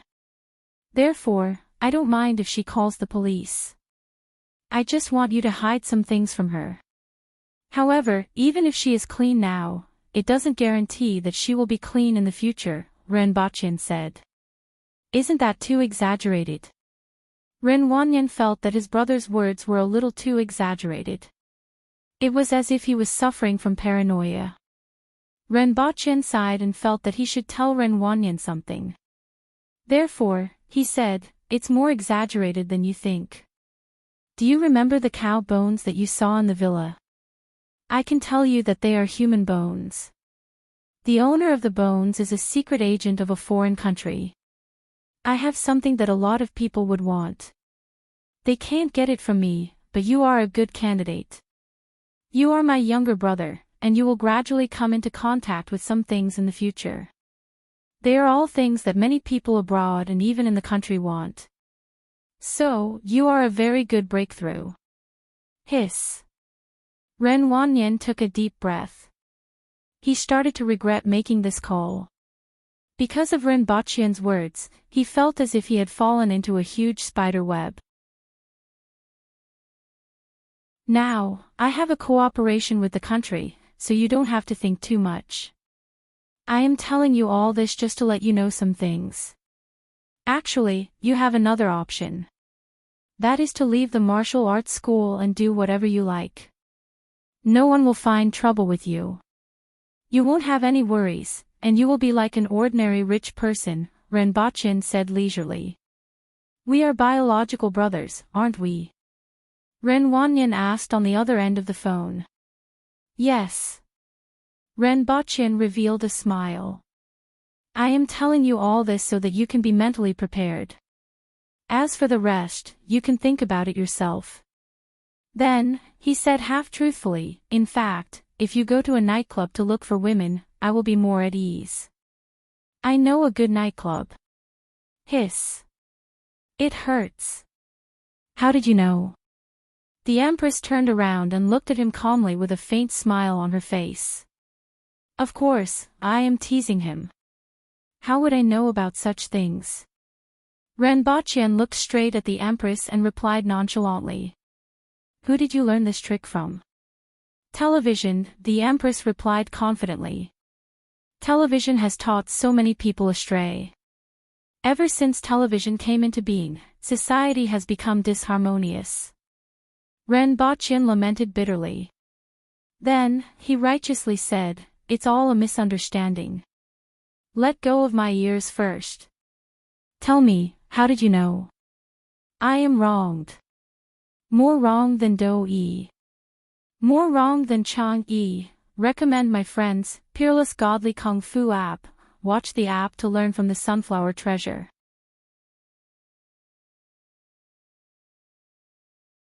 Chapter 672.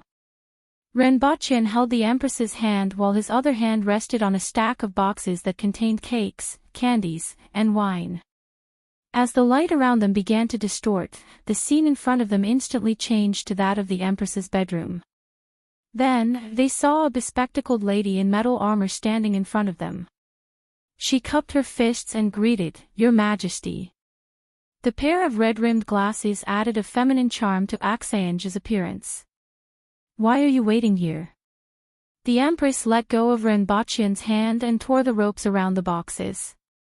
She took down a box from above and opened it. It was full of candies. "Your Majesty, Great Xia has invaded again," Axiange said in a deep voice. Great Xia had started preparing a few months ago. The Empress had received the news long ago, and even Hongwu had started preparing. As a result, they weren't surprised to hear this. The Empress, who was about to grab a handful of candies, paused. She took out a piece of Dove chocolate, unhurriedly tore open the packaging, stuffed the chocolate into her mouth, turned around, and asked, "When? What's the situation?" "The Great Xia army left Yesua Pass last night, crossed the border, and started attacking Ping City, Shun City, and Zus City this morning," Axiange reported. "Tell the General-in-Chief who supports the nation to be careful," the Empress said. At this time last year, Great Xia used some unknown method to persuade Lu Pinghai to attack Hongwu. This time, Hongwu was probably the main target of the other party. As long as Hongwu was fine, the Protectorate of the North wouldn't be in chaos. If 20,000 Aboriginal warriors were to be used to defend the city, it would be enough to defend against the enemy's 500,000 soldiers. In addition, the Qin nation also strengthened their attack this morning, Axiange added. They can't sit still anymore. The Qin nation is just a small nation. Their army is good at fighting on the water and not on land. What can they do even if they launch an all-out attack? The Empress sneered. Axiange, you can leave first. Go and release Tong Zhinya and Qin Chuan. Then, inform the ministers to attend the court meeting in 2 hours. Your Majesty, this time, Great Xia is mainly for revenge and to save the Yun nation. Renbochin said. Our target is their 500,000 soldiers. As long as they are eliminated, Great Xia will fall into internal strife. No matter who wins or loses, they won't have the energy to worry about us for the next 10 years. I know. The Empress nodded. I'll bring these things back first. Her Majesty still needs to change her clothes, Renbochin said. They're all mine. The Empress pointed at the stack of boxes and raised her chin slightly. There's also a box of street lamp caps inside. Renbochin didn't know whether to laugh or cry. You can take the lamppost, the rest are mine. The Empress continued to assert her sovereignty. Renbochin pointed at the box and said, wine. Actually, he still wanted to bring some wine back. Occasionally, he would want to drink a little in the middle of the night. He didn't know when he got this habit. He probably wanted to celebrate his arrival in this world every night. It's all mine. The Empress didn't budge an inch. Renbochin had no choice but to carry the box of light bulbs and leave. When he returned to the courtyard, he saw Tian Tian and Gun Gun getting bigger and bigger. They were now taller than him, reminding him that pandas weren't cats but bears. Fortunately, even though these two fellows were a little big and stupid, their characters were still pretty good. When they saw Renbochin, they pounced on him with their mouths full of fangs and bit his arm. Then, he slapped them away. Well, when they were young, they loved to bite like this. At that time, it wasn't a big deal. But now, if they were to bite again, even the skin of an ordinary person would be torn off. The two of you are getting uglier and uglier. Renbochin looked at the two fellows who were rolling on the ground and acting cute. He felt regretful. They were so cute when they were young, but it was a pity that they grew up crooked. After raising them for so long, he couldn't bear to give them to the beast park anymore. The listening cat cub, the golden retriever, quickly took out 2 moldy dried fruits from the fur on the back of Tintin's neck. It compared the sizes of the fruits in its hands and hid the bigger one. It jumped onto Renbachian's shoulder and passed the smaller one to him. "You little fellow." Renbachian stretched out his fingers and rubbed its head. Then, he pointed at the 2 pandas rolling on the ground with a worried face and said, "Don't be crooked like them in the future." "Pshaw!" The golden retriever called out and passed the smaller dried fruit to him. "Forget it, keep it for yourself." After Renbachian finished speaking, the golden retriever immediately jumped back onto Tintin's neck and hid the dried fruit in its fur. "Indeed, it's made of plastic." Renbachian couldn't help but shake his head. He opened the box and called 2 guards to follow him to change the light bulbs of the street lamps. At noon the next day, the plaza between Beihong District and Julian District was crowded with people. The blazing sun in the sky didn't reduce the enthusiasm of the people around the plaza. The entire Public Order Bureau was mobilized to keep the onlookers away. "What are so many people doing?" A passerby who was carrying goods asked in confusion when he saw the situation. "I don't know. I heard that Her Majesty will be here in a while," the person who was called immediately replied. "Roughly when?" "I don't know the exact time, but it should be soon." Upon hearing this, the passerby started to hesitate. Was it more important to deliver the goods or to wait and see the Empress? These 2 thoughts battled intensely in his mind for 2 seconds, and the thought of waiting to see the Empress won a hard-fought victory. At this moment, waves of cheers came from the crowd in the distance. "Your Majesty! Your Majesty! Your Majesty!" Chaotic shouts spread throughout the plaza. Upon hearing this voice, everyone knew that the Empress had arrived. Sure enough, the crowd began to part like a tide, and the Empress's imperial carriage, which was followed by 2 rows of guards, slowly entered the plaza. Following the Empress were the court officials. "Your Majesty! Your Majesty! Your Majesty!" As the curtain of the imperial carriage was lifted, everyone saw the Empress get up and step out of the carriage, and there was another round of cheers. "Her Majesty is really loved and respected," Renbachian said. "Because Her Majesty is the most beautiful treasure of Dayo," Tong Jinye said. He then looked at Renbachian with a look that said, "You've taken advantage of me. Her Majesty taking a fancy to you is the greatest blessing in your life. Because of the many decrees issued by Her Majesty, a lot of the burden on the people has been lightened. Moreover, Her Majesty is the Empress of the Aboriginals, so the people will naturally love and respect her," Tu Wan added. Everyone dismounted from their mounts and looked up at the cement building that was about 60 meters tall. The building was very rough and didn't have much decoration. In the eyes of the Aboriginals, as long as it was big enough, it would meet their aesthetic standards. At 60 meters tall and 67 meters, it could be said to be the tallest man-made building in the world. To the Aboriginals, it was already a masterpiece. In the end, under Renbachian's strong request, a layer of colorful stones of different sizes was pasted on the surface as decoration, giving the bell tower a dreamy look. At this time, the top of the bell tower was completely covered with the Empress's favorite red silk cloth. Ever since the clock was installed, no one had seen its true appearance.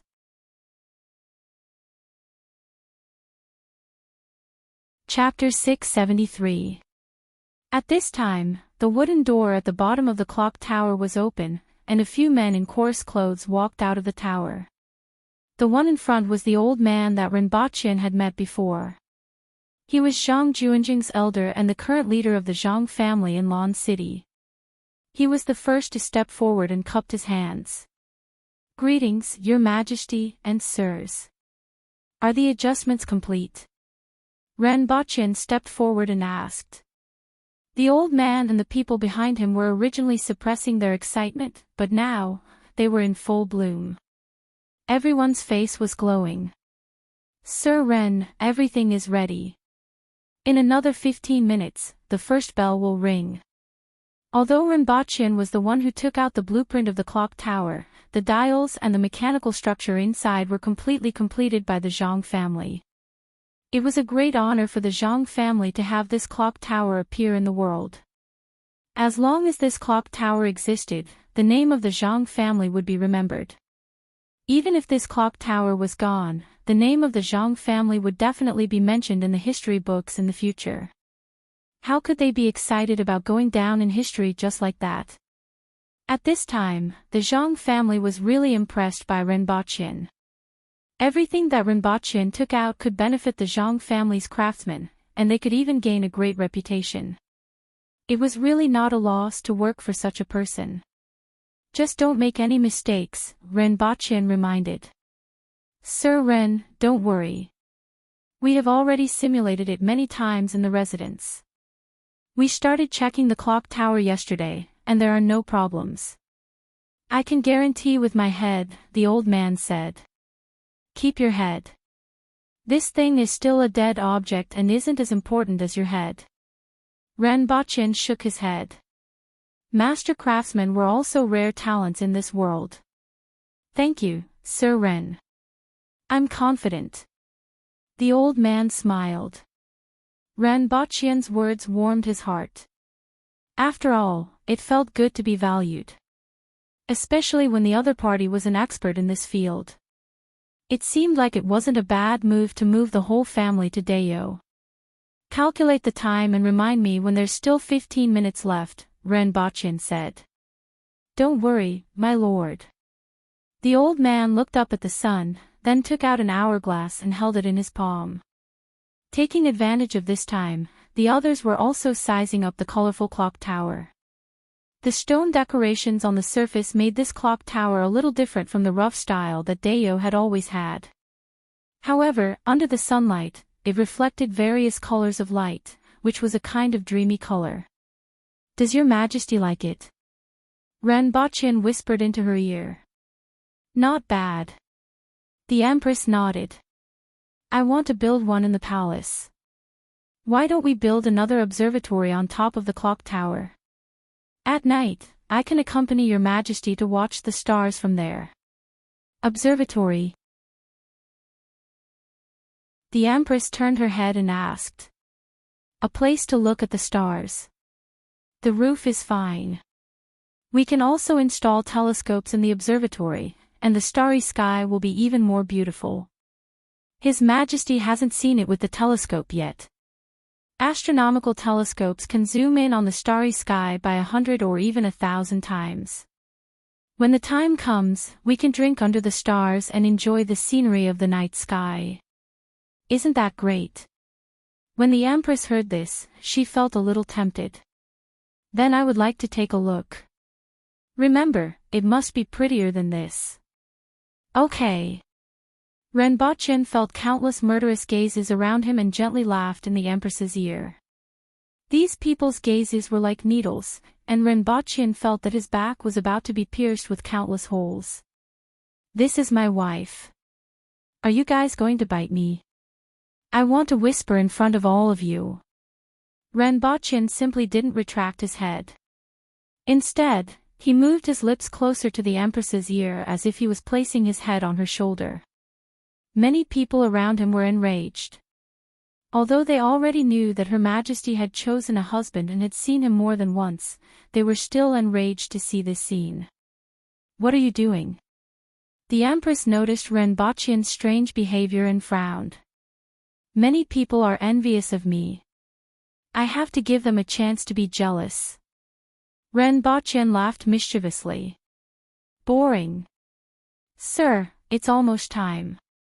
It will be past noon in the time it takes to drink a cup of tea. Your Majesty, you will be the one to remove the red cloth in a while, Renbochin said.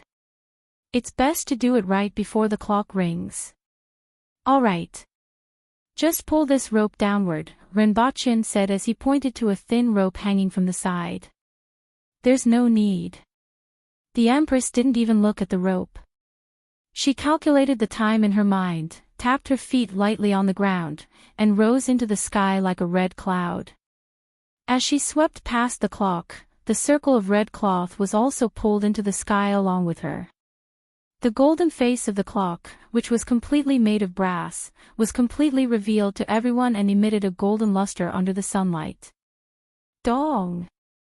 The melodious sound of the bell rang at the same time, as if the prologue had been lifted the moment the Empress removed the red cloth. The bell rang 12 times in a row and melodiously drifted through the city. One after another, it was like a musical note falling from the sky. Coupled with the golden luster of the clock, it gave off a sacred feeling and amazed everyone. Whether it was the public order officials, the surrounding commoners, or even the people in other corners of Lawn City, they all looked up at the sound of the bell with amazement on their faces. Even though the Empress was standing at the top of the clock tower, her red figure was overshadowed by something else for the first time. This is the so-called clock tower. It's used to keep time, right? It's really ingenious. Tong Jingye sighed from below. In the future, there's no need to look at the sundial. As long as you're in Lawn City, you can see the clock tower when you look up and know the time. Whether it's windy or rainy, day or night, you can see it. There are braziers on both sides of the clock, which can be lit at night, Ren Baqin said. I actually want to let the people from Great Xia and the Yun Nation take a look and ask them if they can make this thing. Tong Jingye laughed heartily. He was looking forward to seeing the reaction of people who came to Lawn City and saw this clock tower. Great Xia and the Yun Nation don't have it. This is the only one in this world, the old man from the Zhang family said while stroking his beard. However, if they see this thing, they might be able to figure it out after a few years or more. It doesn't matter. By the time they figure it out, we will already have a better one, Ren Baqin said. That depends on Sir Ren, Tong Jingye said with some regret. In fact, the Ministry of Works is the most suitable for Sir Ren. Unfortunately, Sir Ren is still unwilling to join the Ministry of Staff. For the rest of the afternoon, countless people raised their heads near the clock tower to study how this thing rotated. Every time the clock chimed on the hour, they would burst into cheers. Most of them felt that there must be a few people inside the clock tower constantly rotating the hands on the clock tower. At night, the crowd began to gradually disperse. After nightfall, the braziers on both sides of the clock tower lit up with flames that were 5 feet high, brightly illuminating the entire clock tower. The people in the city, who had already been amazed by the clock tower for the whole day, were once again amazed by the clock tower in the night. Many of the people who had dispersed returned to the bottom of the clock tower and looked up at the light in the night sky. For half a month in a row, the citizens of Lawn City, who had nothing better to do after nightfall to beat their children and clap for their loved ones, sat in their courtyards, looked up at the clock tower in the distance, chatted, beat their children, and then returned to their houses to clap for their loved ones.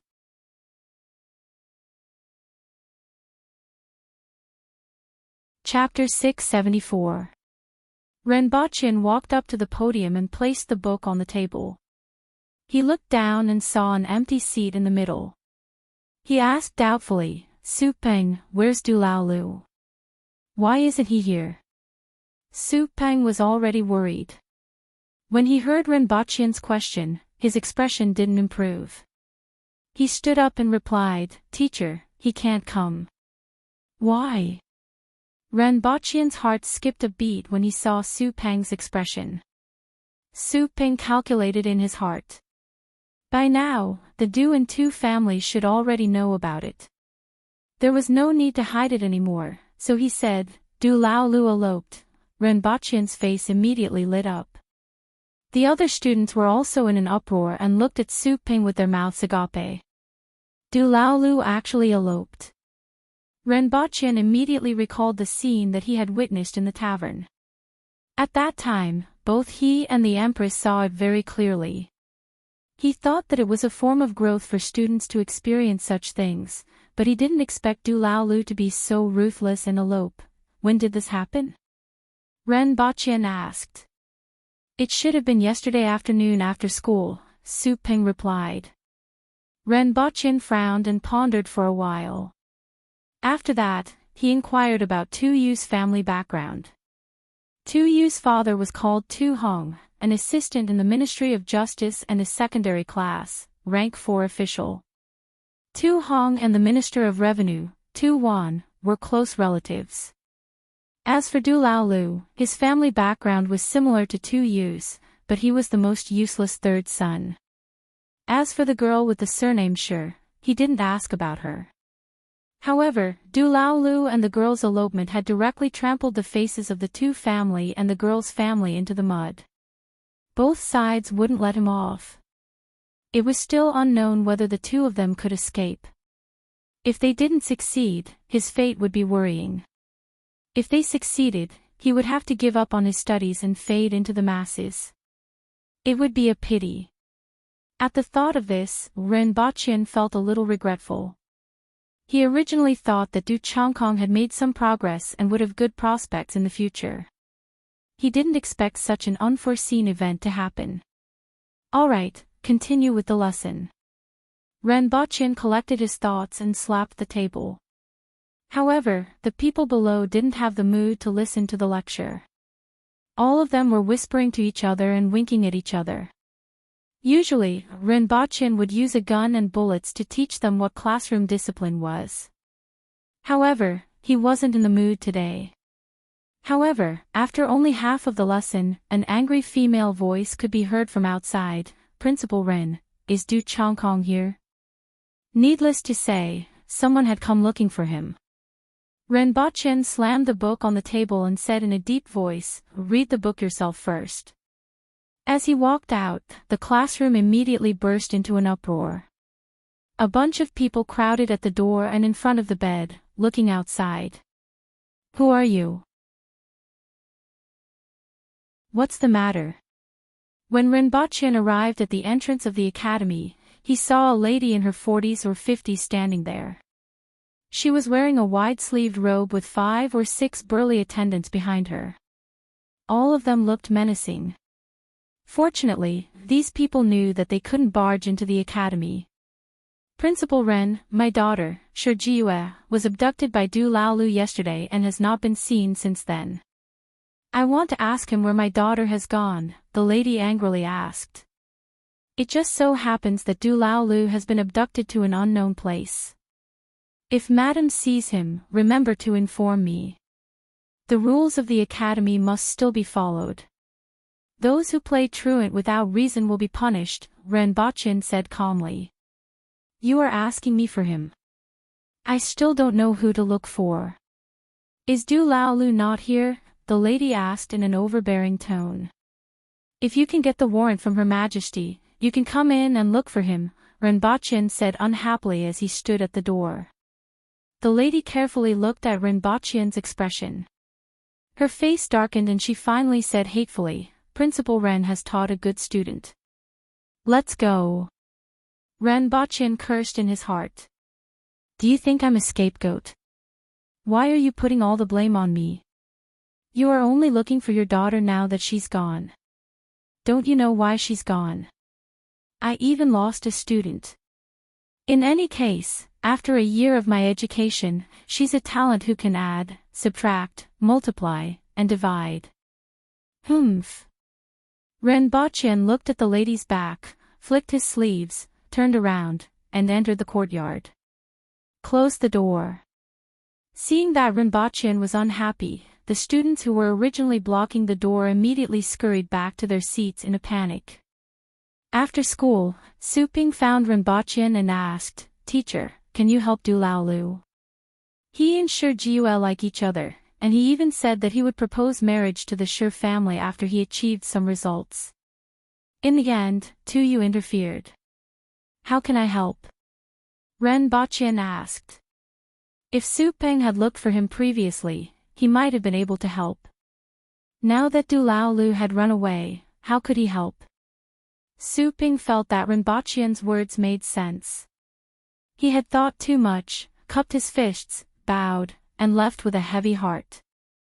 Ren Baqin shook his head when he saw that Su Ping had left. he wasn't too worried. After all, the youngsters of the Aboriginals weren't like the youngsters on Earth who couldn't differentiate between the 5 grains. In any case, they were at the Kismet heaven level and were much stronger than ordinary wool experts. As long as they didn't provoke the beasts in the deep forests, they wouldn't be in much danger. It all depended on when the 2 of them would be caught and brought back. Many of the Aboriginals were originally hunters in the mountains, and many of them were good at tracking. Renbochin wasn't optimistic that the 2 of them would be together after eloping, and it was only a matter of time before they were caught and brought back. After returning to the palace, Renbochin first asked for the Empress's whereabouts. She was still discussing with the ministers about Great Xiao's movements in the imperial court. This was because Great Xiao's movements over the past half a month seemed to be very aggressive on the surface. They had been attacking the cities non-stop for more than half a month, but the 500,000 soldiers surrounding the 3 cities hadn't made much progress for more than half a month. This was somewhat suspicious. In the previous battle, Zeus City was breached in just one night. The Deputy Protector General was besieged by many experts and died on the spot. With such a comparison, the problem could be seen. After returning to Pingle Park, Renbochin gave Tian Tian and Gun Gun, who were about to pounce on him, a slap each. Then, he strolled to a lake in the palace. The lake wasn't considered big, and its diameter was less than 300 meters. There weren't any waterside pavilions or pavilions on it, and it was surrounded by a circle of trees. Through the clear lake water, Renbochin could see a guy with a body full of green scales lying at the bottom of the lake. Renbochin first found a comfortable place to sit. It was a rock that protruded from the shore. He felt pretty good as he sat there and enjoyed the surrounding brightness. Then, he shouted, "Chishui!" At the bottom of the lake was the Kirin that Renbochin had ridden before. However, it plunged into the lake after returning to Dayo. Renbochin would occasionally come to take a look when he had nothing to do, but he had never seen it come out.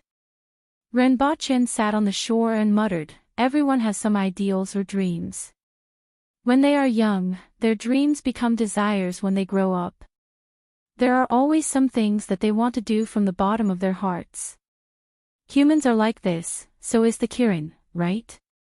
Even if it's to pull a cart or be a mount, it should have something that it wants to do, right? For example, a tall, rich, and handsome man who pulls a cart or a heavenly king who rides. Look at you, you stay at the bottom of the lake every day and don't come out even once a year. I'm afraid that moss will grow on your body. Fortunately, you're in the water. Otherwise, your body would stink. Do you know that humans who stay at home every day are called otakus? What should a Kirin be called if it hides in its nest every day? Otakus. Speaking of which, I still don't know if you are male or female. You didn't let me take a look back then. Do you have anything you want to eat? For example, sashimi. I recommend dipping it in wasabi. Horseradish isn't bad either. I quite like the pungent taste of horseradish. Give me a scale, and I'll treat you to sashimi. How about that? After nagging for an hour, Renbochin got up, feeling a little bored. I'll see you in 2 days. Think about it carefully. After Renbochin left, Chishui opened its eyes at the bottom of the lake. It was like a light bulb at the bottom of the lake, and its eyes were full of distress.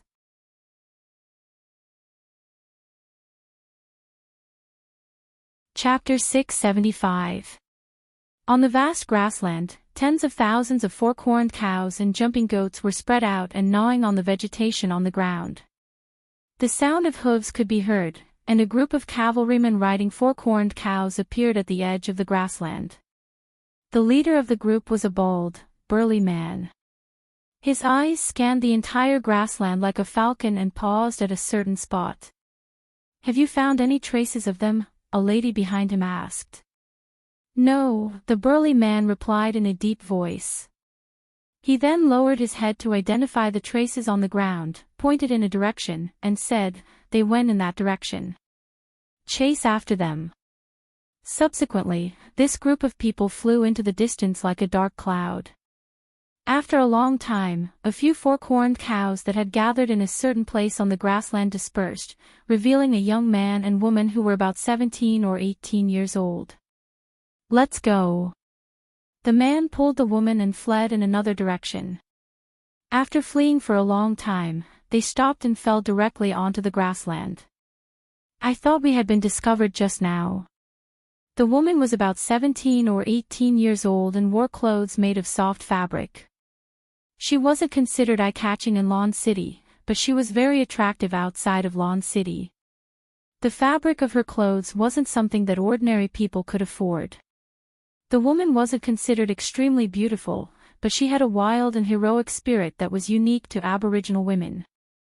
However, there was a trace of fear on her face at this moment. The man had a short layer of hair that stuck to his scalp. He had a square face, thick eyebrows, and big eyes. He was dressed in dark-colored clothes. After a few days of fleeing, his originally youthful face had become firm and resolute. He didn't say anything after hearing the woman's words, but he felt that they had been discovered just now. The person leading the group was the residence's guard, Du Yong. He took care of Du Lao Lu in private, so he pretended not to see Du Lao Lu. "I have let you down." Du Lao Lu sighed. The other party had already chased them nearby, and the chances of them escaping were very small. At this moment, there wasn't much fear in Du Lao Lu's heart. Instead, he felt unreconciled and guilty towards the people around him. If it wasn't for him, the other party wouldn't have had to flee with him from a luxurious life in the Du residence. "I did it willingly." Shi Jiue held his hand tightly and consoled him. The trace of fear on her face disappeared in an instant and was replaced by a sense of determination. "We will definitely escape." Du Lao Lu held her hand tightly. Regardless of whether it was for himself or Shi Jiue, they had to escape. Shi Jiue nodded. "It would be great if we were ordinary people. You wouldn't be criticized because of your talent, and I wouldn't be forced to marry out. I would be able to live an ordinary life like an ordinary person. That's also something I yearn for." Du Lao's heart ached when he heard this, and he tightened his grip on Shi Jiue's hand. "Let's go. The 19 Rivers is just one more day to the south. It will be difficult for them to track us once we reach there." After the two of them rested for a while, Du Lao Lu pulled Shi Jiue up. "Go."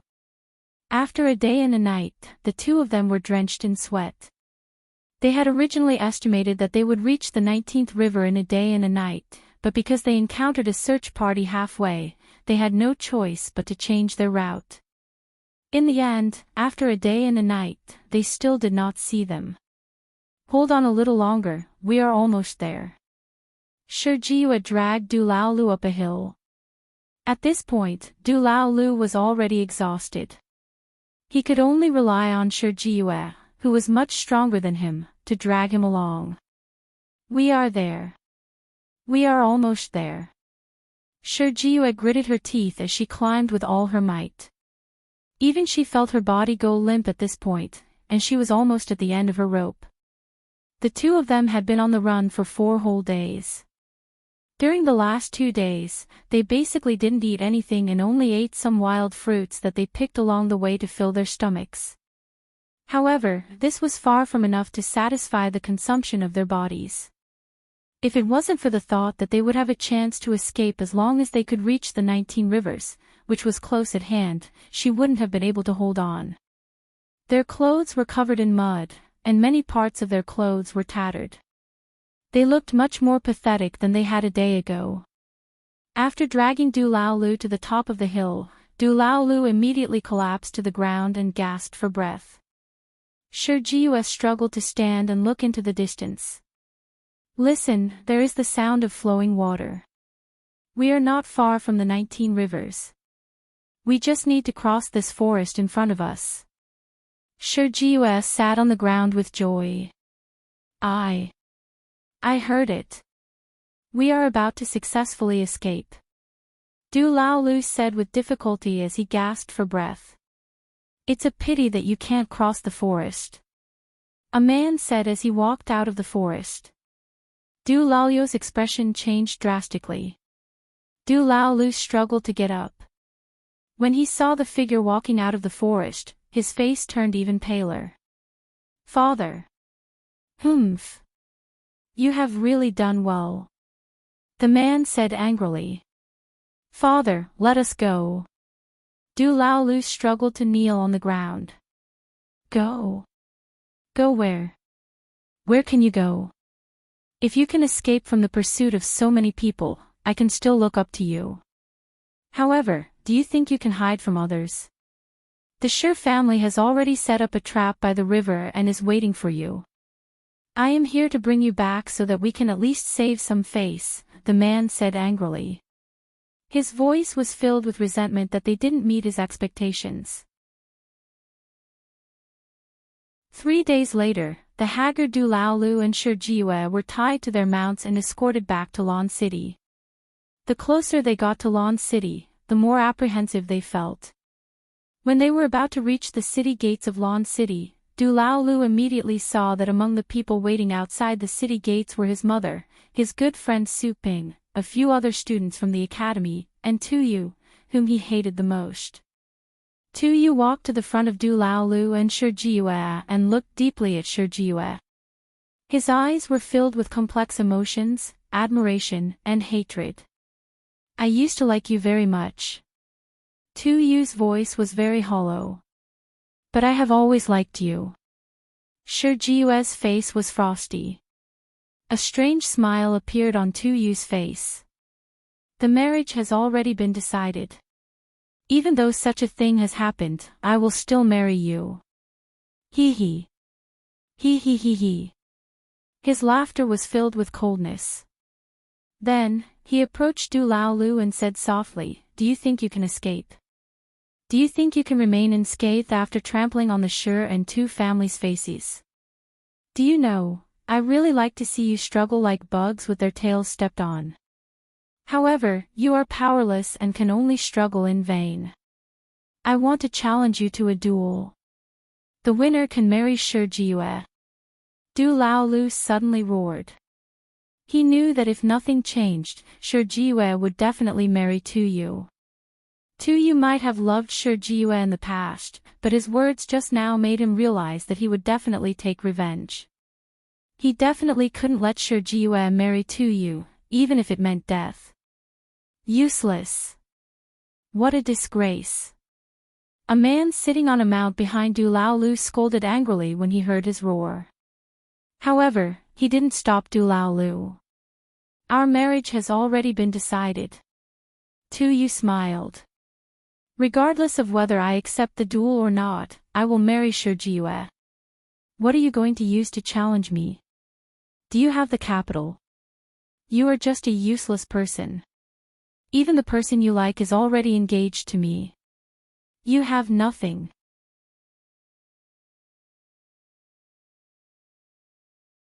Chapter 676. You were the one who proposed the duel, and the Tu family agreed to it. The duel will be held in a week. You are not allowed to go out until then. Du Laolu's father threw him into the room and said to him. Before leaving the room, he thought of something and turned to look at Du Laolu. You are really useless. However, I sent you to the Black Bamboo Academy so that you can defeat others one day, not so that you can keep losing. He turned around and slammed the door. Send him 3 meals a day and don't allow him to go out. Sir, someone from the Su family wants to see him. Let him in. A moment later, Su Ping rushed into Du Laolu's room and shouted anxiously. Are you crazy? Tu Yu has the strength of a Kismet heaven expert. Although he hasn't been there for long, you can't compare to him. Du Laolu said expressionlessly, I know, I'm crazy. I've been crazy for a long time. I would only elope with Jue if I were crazy, but I have to be crazy this time. If Jue marries Tuyu, he will definitely not let her off. What should we do now? Your duel is in a week. You won't be able to defeat him even after a year, let alone in such a short time. Su Ping paced around the room worriedly. I beg you for a favor. Du Laolu sat in front of the table and held his head with one hand. Su Ping stopped pacing and looked at Du Laolu. Say it. I will definitely help if I can. Du Laolu raised his head and said seriously, I should have gone personally, but I can't go out. Help me ask Yagüe. He must have a way. Su Ping hammered his bald head. This was a solution. There was no doubt that Yagüe's strength was low. A year ago, he couldn't even defeat a child.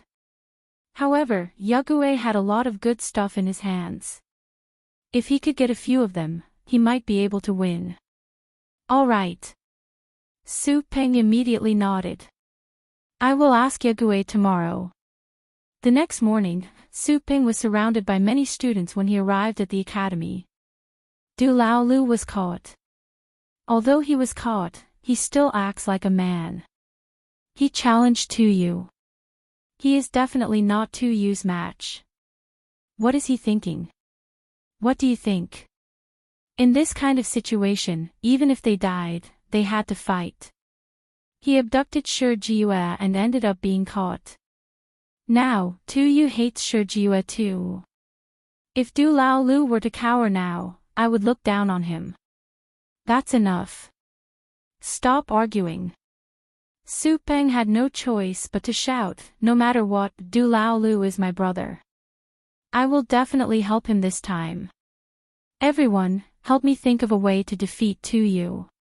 After that, everyone quieted down, frowning and thinking hard. Four-way heaven can't possibly win against Kismet heaven. Tong Lan snorted. It's impossible to win using normal methods, but if you want to use abnormal methods, you'll have to ask Yagüe, Shirgan said with a chuckle. Su Ping nodded and said, I think so too. I'll go and beg Yagüe later. Shirgan thought about it and said, I'll go with you. It's best to send more people. Tonglan, are you going? Not going. Although Shi Jue is a little pitiful, I don't want to beg him. Are we going to beg Yagüe when he arrives? Su Ping asked. Let's wait until after school. After class, Renbaqian returned to his office and sat down. Then, he saw a few people rushing in. They were Su Ping, Shirgan, and two girls. Teacher, Du Laolu has been captured and is now locked up at home, Shirgan said. I already knew about it yesterday. Renbaqian looked at everyone and asked, Did you guys come here to tell me about this? Su Ping quickly stepped forward and said, Teacher, please help Du Laolu. Teacher, please help Du Laolu.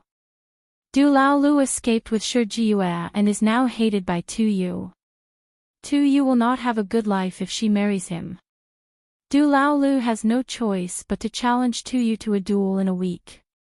If it's a normal duel, Du Laolu won't be Tuyu's match no matter what. Only you can help him. I can't help you with this matter.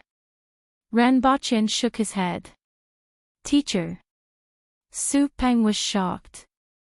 He originally had high hopes and didn't expect Renbaqian to reject him. Teacher, Du Laolu is a disciple of the academy. He has been studying in the academy for a year. If he can't even beat Tuyu, it won't look good on you, right? Shirgan said with a smile on his face. That's right. Teacher, you have to help them. It will be bad if Shi Jue marries Tuyu. Teacher, can you bear to see your students being separated like this? It's not that I don't want to help, but I can't. Renbaqian shook his head. The marriage was decided by the Tu and Shi families. Du Laolu and Shi Jue eloped because they abandoned their families. I'm your teacher, and what I do is to teach and dispel doubts. When I know that you made a mistake, I will punish you first and make you correct it. Did you do anything wrong in this matter? No, they reap what they sow. That's why I won't help you achieve your goal to defeat someone who has done nothing wrong, even though I know you're wrong. Ranbachian's words made everyone freeze. Therefore, I can't help you with this matter. Ranbachian put down the things, got up, and walked past them. I have some things in the office. If they are lost, all 4 of you will be punished to wash the toilet for a month. After he finished speaking, he didn't care about the others' reactions and went back to the palace with his guards. Tuyu wasn't wrong in this matter, but his mouth was too smelly. Humph. What does Yagui mean? Su Peng was a little stunned. Stupid. He already told you that the things are in the office. However, the 4 of us will be punished to wash the toilet for a month. The smile on Shirgan's face finally disappeared. When was the last time they had to wash the toilet? It seemed to be 2 months ago, and it was no different from yesterday. Didn't he disagree? Why did he leave the things behind? Su Ping didn't understand. If he agreed, it would mean that he interfered. He obviously didn't want to interfere in this matter, but we stole it ourselves, so we can't blame him. He will also punish us. Shirgan said with an ugly expression. He already made up his mind. You can do it yourself. I didn't have to come at all.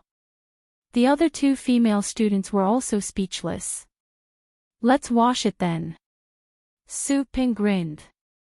Hurry up and find where the things are. It must be in a very conspicuous place, such as this box. Shirgan casually opened a box placed in the corner of the room, and sure enough, he saw a bunch of messy things inside. What are these? Do any of you know them? These are flash bombs, which were used during the siege of Tianjing Basin. Shirgan took out a few flash bombs and said. No, there's a note on this one that says it's a stun bomb, and this one is a sonic bomb.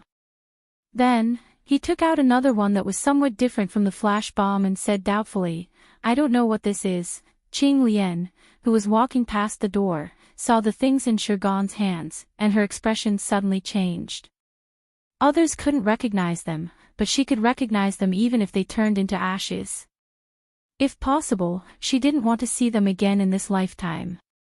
Don't touch those things. Where did you get them? Qing Lian quickly leaned against the window and shouted. Do you know what they are? Shirgan asked. Stink bomb. The Emperor of Great Xia was killed by this thing. Qing Lian said with an ugly expression. Ha! The few of them were shocked. Once they heard Qing Lian's words, they knew what they were. This was a great killing weapon. The problem was that this thing was used to perish together with the enemy.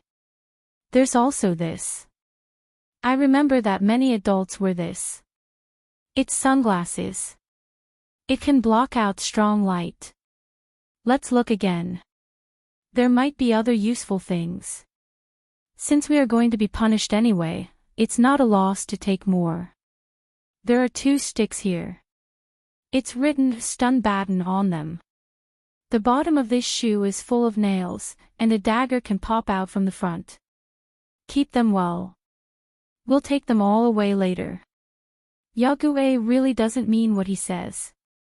He actually prepared so many things and said that he didn't want to intervene. I knew it. After all, Du Laolu is his student. He can't possibly watch Du Laolu lose. Where's Yagui's gun? Let's look.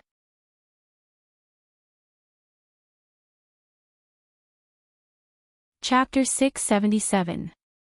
The duel between Du Laolu and Tu Yu was only between the younger generation of the 3 families. The huge gap in strength between the 2 made the 3 families believe that this duel was just a formality. Even the Du family felt the same way. As a result, no one publicized it or paid attention to it. Even Tu Yu's aunt, Tu Wan, didn't care. To her, this was just a fight between children. If it wasn't for the elopement of Du Laolu and Shi Jiue, causing the three families to search everywhere, Tu Wan wouldn't have heard of this. However, the day before the duel, the Empress suddenly mentioned this matter and revealed that she wanted to take a look. While many people were puzzled, this matter also caught the attention of many people. The location of the duel was almost changed from a small courtyard to the square in front of the palace. When Renbaqian heard this news, he immediately felt like he was lying in bed and got shot in the knee. If this duel was really held in the square in front of the palace, he would really be the scapegoat. The Empress wouldn't let him off. The big shots wouldn't let him off either. For the next 10 days to half a month, everyone would first have to stand in that overwhelming stench for half a day before going to court, and then go to court with that stench. That scene was simply unimaginable. Can't it be held in front of the palace? Why? The Empress was puzzled when she saw Renbaqian's big reaction. No matter what, it can't be. That's simply suicidal. Renbaqian looked solemn. Did you intervene? What did you give him? The Empress asked. No, absolutely not. Renbaqian repeatedly denied. In fact, he was in the wrong in this matter. Why would I intervene in this matter? Although I don't care, this matter was indeed caused by the two of them, and they should be punished, the Empress said. Your Majesty, do you still want to go and watch? Didn't you say it intentionally or unintentionally? Seeing that you have this idea, I will go and take a look. In any case, the students in the academy are as weak as you. The Empress raised her pinky finger. Renbaqian saw that this matter couldn't be tolerated and had to prove himself. The brain is the greatest weapon. If we compete in mathematics, physics, and chemistry, I would like to say that there is no one in Dayo who can fight. Well, I understand, the Empress said perfunctorily. And then? Why not in front of the palace? I lost some things. One of them is a skunk bomb. Renbaqian grunted. The Empress turned her head abruptly and sneered, lost it? Renbaqian replied seriously, it was stolen. The students these days even dare to steal the things I put in my office. I must punish them later. Forget it, I'm not going to watch anymore.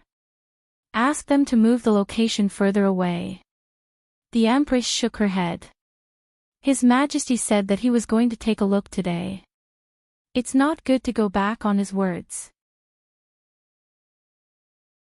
I feel that the location for the lantern grabbing contest is not bad. It's big enough and has good ventilation. The wind has been blowing from the southeast recently, so there won't be any problems as long as we sit in the wind shelter. Just after noon the next day, Renbaqian accompanied the Empress out of the west gate. There was a large open space in the distance, and there were already people waiting there. Most of the 50 students from the academy had arrived. The people from the Du, Tu, and Shi families had also arrived and were sitting not far away from each other. Tu Wan, Tong Zhenye, and Shi Qing had also come. Among them, Tu Wan came because her nephew and the Empress was coming. Tong Zhenye and Shi Qing came because Tong Lan and Shi Qing were attending classes at the academy. Naturally, they wanted to see how the students from the academy would fight against opponents who were one level higher than them. They might be able to watch a good show. There were also some mid-level and low-level officials who found a place to sit nearby. Most of them were from the Ministry of Justice, the Ministry of War, and the Ministry of Appointments. They were old friends with the three families and wanted to see what the Empress cared about in this contest. When they arrived, the Empress lifted the curtain and casually said, I'm just taking a look. You don't have to worry about me. She then drew a card from Renbaqian's hand. He frowned when he saw that there was an ace and a 2 in his hand.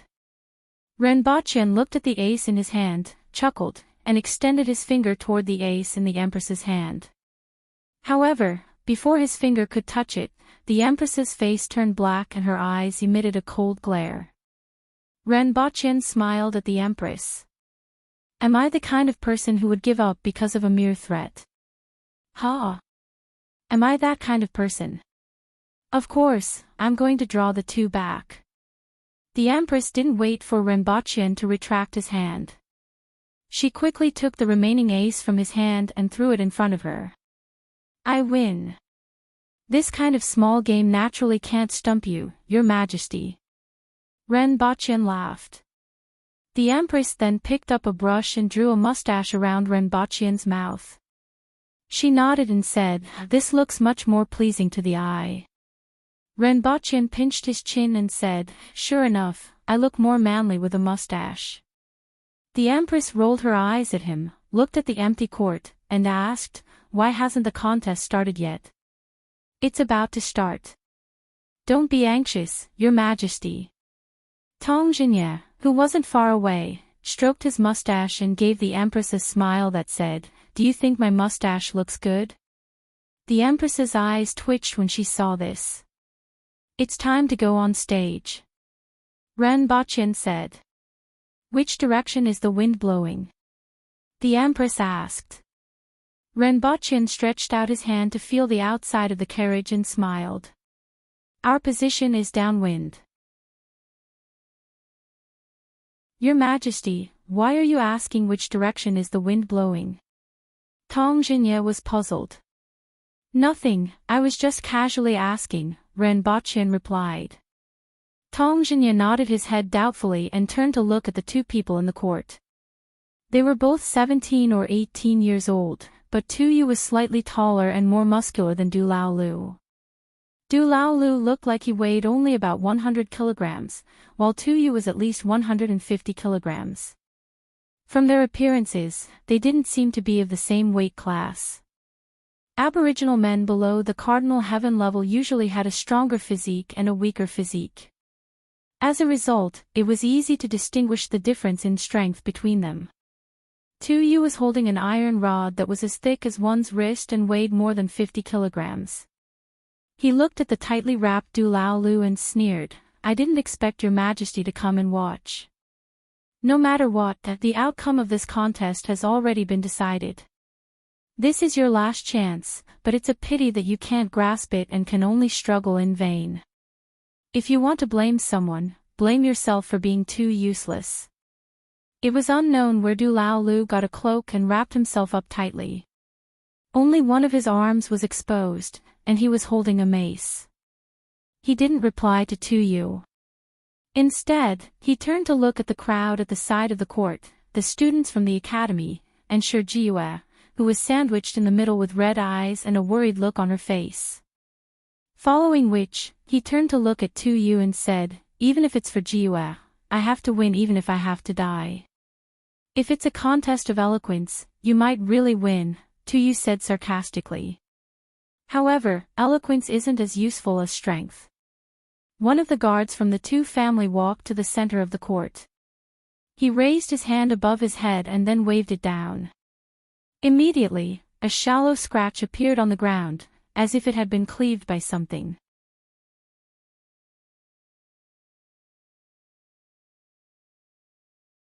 Chapter 678. Tu Yu wasn't in a hurry to make his move.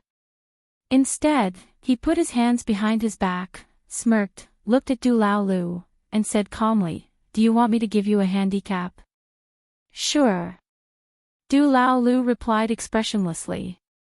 Tu Yu was slightly stunned and couldn't help but laugh out loud. "Ha, good. Ha ha ha ha, you are honest this time." Tu Yu was slightly taken aback. Then, he couldn't hold back his laughter and said, "Haha, good, ha ha ha ha, you're honest this time." Tu Yu wiped the corners of his eyes after laughing as if he had just shed tears. Tu Yu laughed, but Du Lao's expression didn't change at all. Shi Gan and the others were laughing as well. Tu Yu laughed, but Du Lao's expression didn't change at all. Shi Gan and the others were laughing as well. Let him laugh for a while more. I reckon he won't have a chance to laugh in a while. Su Ping sneered with his arms crossed. Cleaning toilets for a month just for this scene. It's not worth it. Shirgan laughed halfway, but when he thought of his punishment, he couldn't laugh anymore.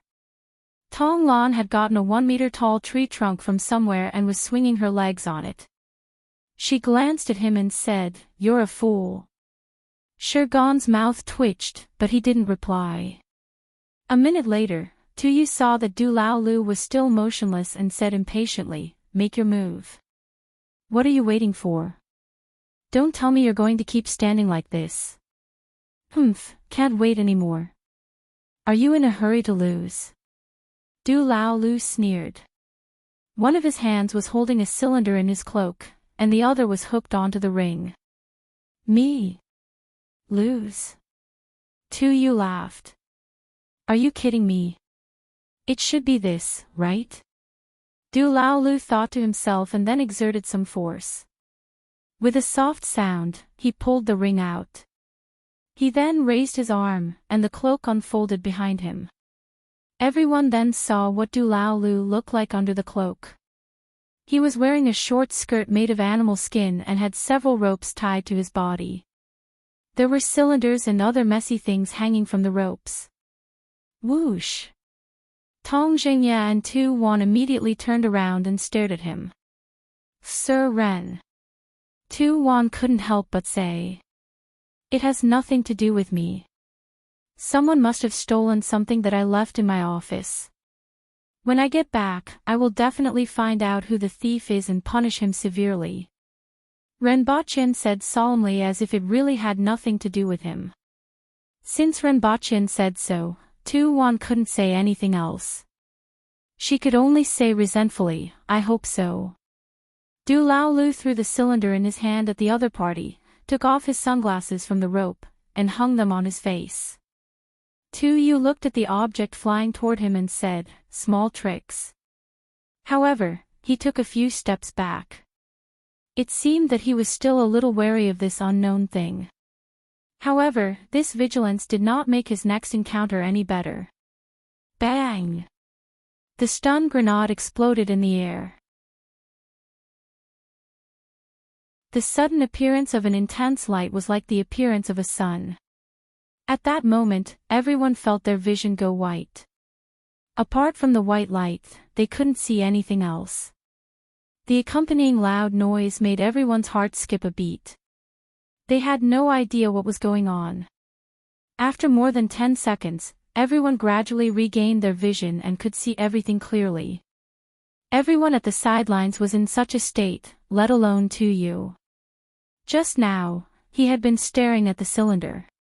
In the end, he was blinded by the intense light and the loud noise at close range. He felt as if his head had been hammered, and he couldn't hear anything with his ears. The moment he lost his vision and hearing, he panicked.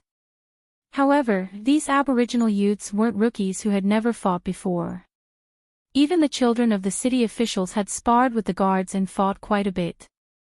It could be said that every Aboriginal youth had rich fighting experience. After panicking, he immediately retreated frantically and circled around the venue according to his memory. Damn it! As long as I can see again, I can easily defeat him. Tu cursed in his heart as he kept changing his position with his eyes closed. Even though he couldn't see, he was much faster than Du Lao Lu. Furthermore, the venue was huge, so Du Lao Lu had to constantly adjust his direction to intercept him.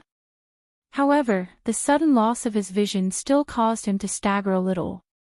This was the scene that everyone saw after they regained their vision. The right move. Many people secretly nodded in their hearts.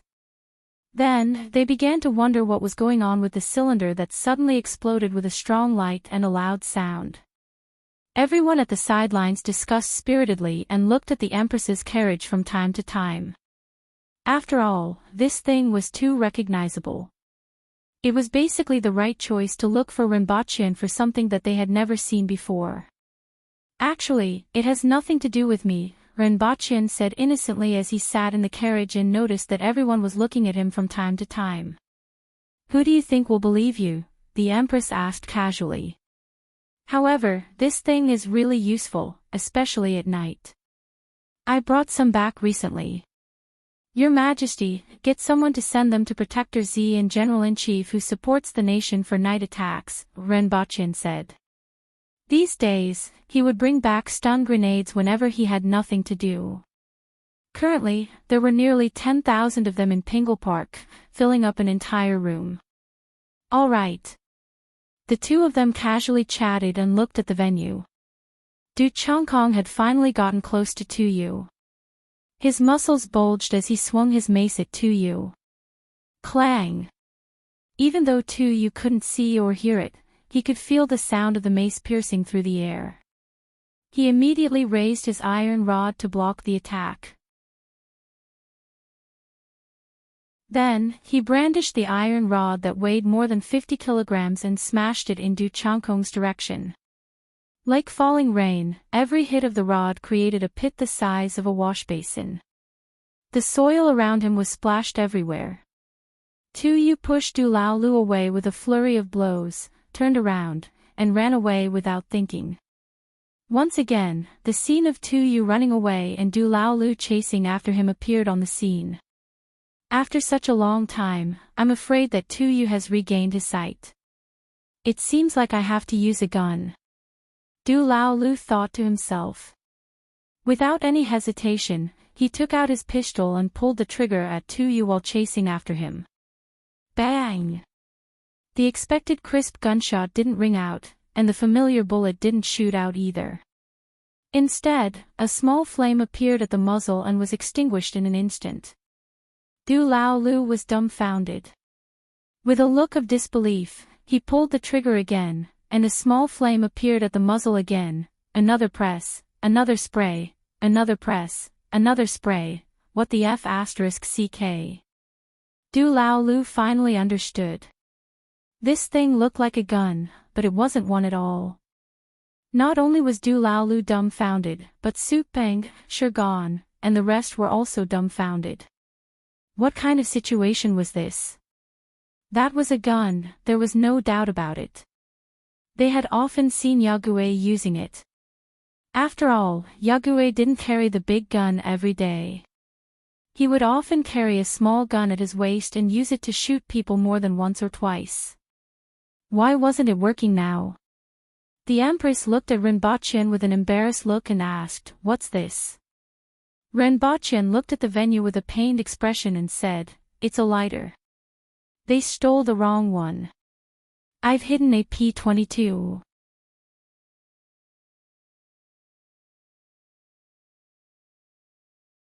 Chapter 679. Renbochin looked at Du Laolu, who was waving his pistol while chasing after Tu Yu, and felt his balls ache. He had clearly hidden a P-22 that wasn't very powerful and was used to educate the students so that they wouldn't be killed easily. Furthermore, he had deliberately hidden it in a very conspicuous place, in a flower pot. However, they actually found the lighter that he had hidden in the corner after playing with it for a few days. Instead, they couldn't find the P-22, which made him a little speechless. Stupid teammates. Renbochin muttered in his heart. Du Laolu had really found a few stupid teammates. Du Laolu was also dumbfounded. Originally, he didn't dare to try it out because there were too few of them. He thought that since Yagüe had used it more than once, he might as well use it directly. Who knew that it was actually a lighter?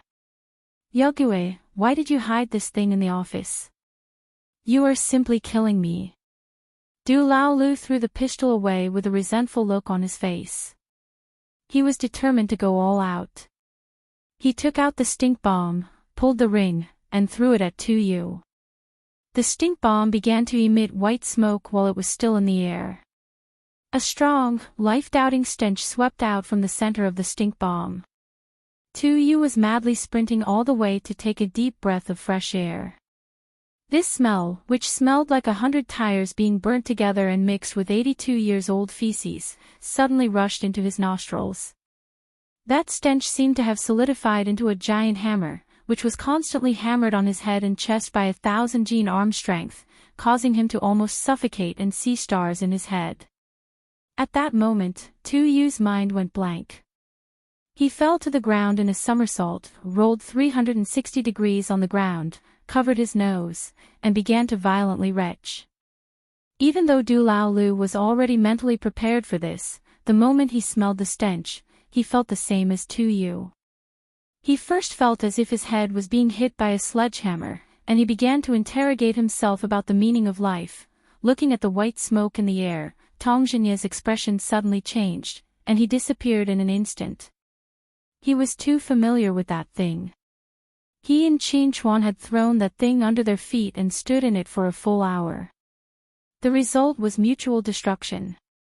Tu Hong suddenly jumped up from the ground, stared at Rinpochen fiercely, and asked, "You actually used poison?"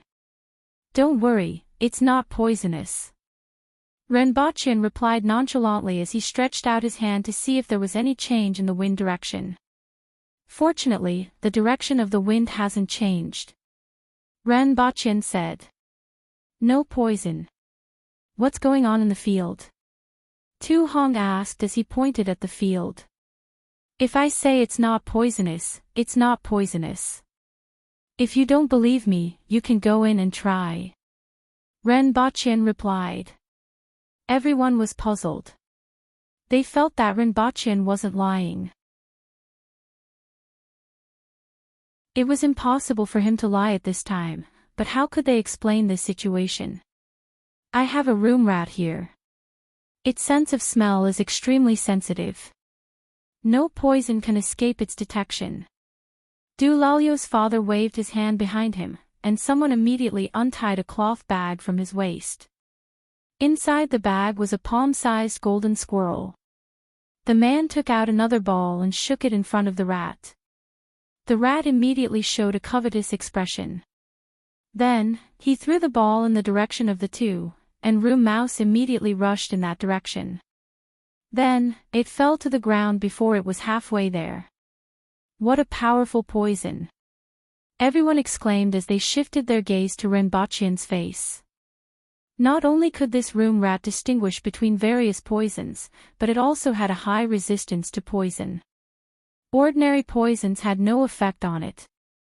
However, it actually fell to the ground at this time. It was obvious that the field wasn't only poisoned, but it was also extremely powerful. "Rinpochen, you still dare to say that it's not poisonous?" Tu Hong called Rinpochen's name with a fierce look. If he wasn't still in the Empress's carriage, he would have rushed up and fought with Rinpochen. Even Du Lalio's father's face changed. "It's indeed not poisonous." Rinpochen was also a little speechless. "Sir Tu, please say it." "It should be not poisonous," Tu Wan said. She had roughly guessed what was going on. "It's indeed not poisonous." Tong Jinye had returned with a sad look on his face. "The room rat is moving," someone shouted. The room rat lay on the ground for a while, twitched twice, then suddenly turned around and rushed toward the crowd. Its pair of round eyes were full of tears, and they fell drop by drop. When Room Rat returned to the Du family, the faces of the Du family members changed drastically. Their faces turned black. At this moment, the two people in the field moved again. "Du Lao Lu, how dare you use such a sinister trick? I'm going to kill you." Tu Yu regained his vision, got up from the ground, and lunged at Du Lao Lu while howling. Du Lalio's face twitched as he took out another stun grenade. "Tu Yu, what do you think this is? Do you think I can fall for the same trick a second time? I'm going to kill you." Tu Yu covered his eyes with one hand and stood rooted to the ground. After waiting for a long time, he didn't hear the loud bang. He immediately put down his hand and looked forward. He saw Du Lao Lu holding a mace in one hand and a black rod the size of an arm in the other. The cylinder was gone. "Are you bluffing?" Tu Yu's face turned ashen. The stench was constantly stimulating his brain, making him even more irritable as he strode toward Du Lao Lu. However, Du Lao Lu suddenly retreated. Bang! The ground where Du Laolu had just been standing suddenly erupted with the same intense light that shone on Tuyu. Once again, Tuyu couldn't see anything but a vast expanse of whiteness. At least he has some brains, Rinpoche praised. Everyone clearly saw that when Tuyu covered his eyes, Du Laolu placed the stun grenade under his feet and stepped on the handle. As he stepped back, his feet left his original position, and the stun grenade exploded. Don't panic. Although I can't see it, I can feel the wind brought by the mace. I'm faster than him, and as long as he attacks again, I can finish him off with one strike.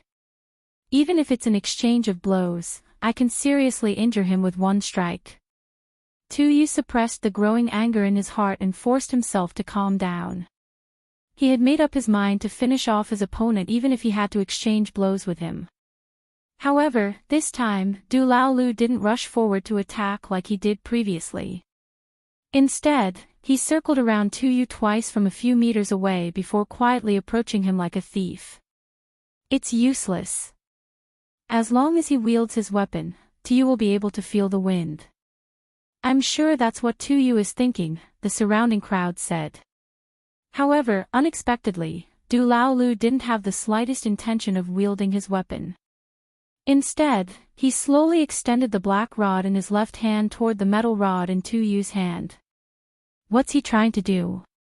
Everyone was puzzled. Something is touching the metal rod. To the right. Tuyu suddenly sensed that something was amiss and revealed a sinister smile.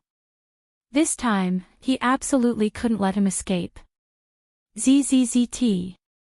The rod in Du Laolu's hand emitted a blue light, and an electric current passed through the metal rod to Tuyu's body. Tuyu's whole body started to tremble as if he had epilepsy. Idiot, I know you're waiting for me. Du Laolu sneered. However, the metal rod isn't a person, so your senses are slower. Furthermore, the metal rod conducts electricity. Seeing that Tuyu had fallen to the ground, Du Laolu was a little worried and poked Tuyu's body a few more times. Clang! Du Laolu casually threw the mace on the ground and turned to look at the crowd at the side of the arena. His face revealed an ecstatic expression. I won! I won! I won! Most of the people at the side of the arena were at a loss and in disbelief. They didn't know what had happened and couldn't believe that the battle had ended just like that. Today's battle had been inexplicable from start to end. That kid from the Du family was clearly a Four Directions Heaven expert. How exactly had he defeated Tuyu? Why did both of them stop just now? If it wasn't poison, then what was it? What was that black rod? Why did Tuyu's iron rod fall to the ground the moment it came into contact with it? What exactly happened? Who could explain this? Du Laolu dashed toward Shi Jiyue. Jiyue, I won. Shi Jiyue's face was filled with disbelief and ecstasy at first. Just as she was about to throw herself into Du Laolu's arms, she suddenly froze. Under everyone's gaze, she turned around and ran away, ran away, ran away. Rinpoche stood up from the carriage, walked to the edge of the carriage, and looked at everyone. He coughed to attract everyone's attention before saying, during this duel, someone stole something from my office and gave it to Du Laolu. I will go back to investigate and punish the culprit severely. Chief Rin, what exactly happened? Most people weren't concerned about what Rinpoche had lost. They were concerned about something else. How could Four-Way Heaven defeat Kismet Heaven? One must know that the difference in strength between the two was like heaven and earth. However, this battle had started with a dumbfounded expression and ended with a dumbfounded expression. Just like that, the Four-Way Heaven had inexplicably won.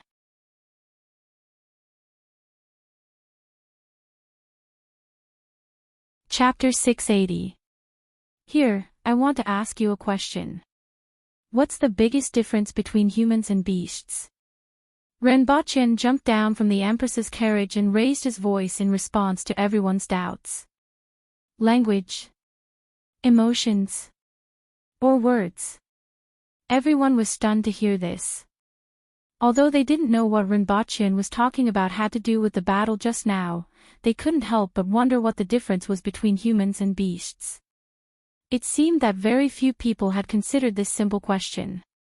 Wasn't language, emotion, and words just a part of what Rinpoche was talking about? No, let me tell you that the biggest difference between humans and beasts is that humans use their brains and tools instead of relying on their instincts and sharp claws. Since our ancestors learned to use fire, humans have taken a completely different path from beasts. Since our ancestors learned to tie knots and record things, they have passed down the knowledge that needs to be passed down from generation to generation so that we can stand on the shoulders of our ancestors and pass on our wisdom. And this competition has shown the value of tools. A four-way heaven expert can defeat a Kismet heaven expert with a few small things. Although this isn't absolute, it has a very important meaning. What exactly are those things? Someone asked. Tools. Rinpoche said resolutely. Some very cheap things. Rinpoche walked a few steps away from Du Lao Lu and stopped. I'll deal with you later. First, throw those things to me. Rinpoche frowned as he caught the two stinky stun grenades that Du Lao Lu threw at him. He held them between his fingers and showed them to everyone. These are stun grenades. They're very simple things that can be made from ammonium and magnesium, which can be found in plants and soil. In other words, plants and soil can be turned into these things after some processing, and they're very cheap. How cheap are they? If the process is up to standard, one can be made for a few dozen copper coins. As for the effect, you should have seen it. Even a Kismet heaven expert will lose his vision and hearing for a short period of time at close range. Reaching the Kismet heaven level at the age of 20 can be considered pretty talented. However, an ordinary person can make 10 or 100 of these things in a day. They can make 10 or 100 people lose their vision and hearing for a short period of time and be at the mercy of others. Without the use of weapons and tools, how many ordinary people could defeat a Kismet heaven expert? 100 people. 1,000 people. This difference in the number of people is brought about by the tools. As for the key to Du Lao's victory, apart from the stun grenade, it was the stun baton, which is a tool that specializes in storing electricity. That's right, it's those lightning bolts that you've seen and feared. As long as there was a suitable method, this lightning could be used as a tool. Not only can it be used as a weapon, but it can also be used for other purposes. Needless to say, you will probably see it in a few days. What I want to say is that creating tools requires knowledge and culture. This is the original intention of my establishment of the Academy, to allow the descendants of the Aboriginals to learn this knowledge. Not for the sake of collecting trash. The Academy is not a garbage shelter, but a starting point to change everything. Perhaps to all of you, Du Lao Lu is just a martial arts cripple. You can ignore him and look down on him. Rinpoche turned to the Du, Shi, and two families. However, to me, Du Lao Lu and the students in the Academy are the future of Dao. They represent the height of Dao's future. This is the reason why I'm here and explaining all of this to all of you. Rinpoche's voice wasn't loud, but it silenced the surroundings. Everyone was bewildered. Rinpoche's words had a huge impact on them and simply broke the values that they had always held. Yagüe is so manly today. The surrounding students clenched their fists tightly after hearing Rinpoche's words. No one had ever made them feel so valued before, and no one had ever held them in such high regard. In front of so many people, the phrase, "the future of Dao," really stirred up their emotions. Du Lao Lu, who was standing in the crowd, also looked excited. Everyone's facial expressions fluctuated. They had always wanted to deny Rinpoche's words, but they didn't know how to refute him. The scene that just happened proved the persuasiveness of Rinpoche's words. These two beliefs were fighting endlessly in their hearts. However, at this moment, a voice suddenly rang out, "I don't believe it." Everyone turned their heads and saw a burly man walking out of the crowd with a gloomy face. It was Tu Yu's father, Tu Hong. In this world, strength is the only foundation. Our ancestors used strength to snatch a way out of the mouths of the beasts. We use strength to conquer Deo in this world. I only believe in my own strength. Tu Hong said word by word. At this time, there were many people who had the same idea as him. No one was willing to be directly denied the foundation that they had relied on for so many years, but they didn't say it out loud. When Tu Hong stood up, there were many people who echoed his sentiments. Strength. That's right. Force is part of strength, but brains and tools are also part of strength. All of you only saw his martial prowess and nothing else, Renbochin said unhurriedly. Those are all heretics. Take the Yun nation for example. No matter how prosperous the heretics are, they are still vulnerable to the blades of Deo's warriors. Very narrow-minded thinking, but it's not incomprehensible. In that case, do you want to compete with me? Let's see if these heretics are really as vulnerable as you think. Let's see if they are really as strong as you think. Renbochin tilted his head and smiled. Regardless of whether the other party was resentful about Tu Yu's defeat or had other thoughts, Renbochin felt that he should let everyone know the power of technology. After coming to this world for so long, he had seen many experts and had a good understanding of the strength of a Cardinal Heaven expert. Even after seeing this scene with their own eyes, there were still people who objected. Renbochin decided to take this opportunity to completely change their minds. A man-will expert defeating a Cardinal Heaven expert should be shocking enough. It should let them understand that strength didn't just come from themselves. As soon as Renbochin finished speaking, everyone around him gasped. Renbochin was only a man-will expert, which was equivalent to a four-way heaven expert from the Aboriginals. On the other hand, although Tu Hong had just crossed the threshold of a Cardinal Heaven expert, he was still a Cardinal Heaven expert. There was a difference of 2 levels between the two. It wasn't even enough to describe the difference between a baby and a strong man. He was simply crazy.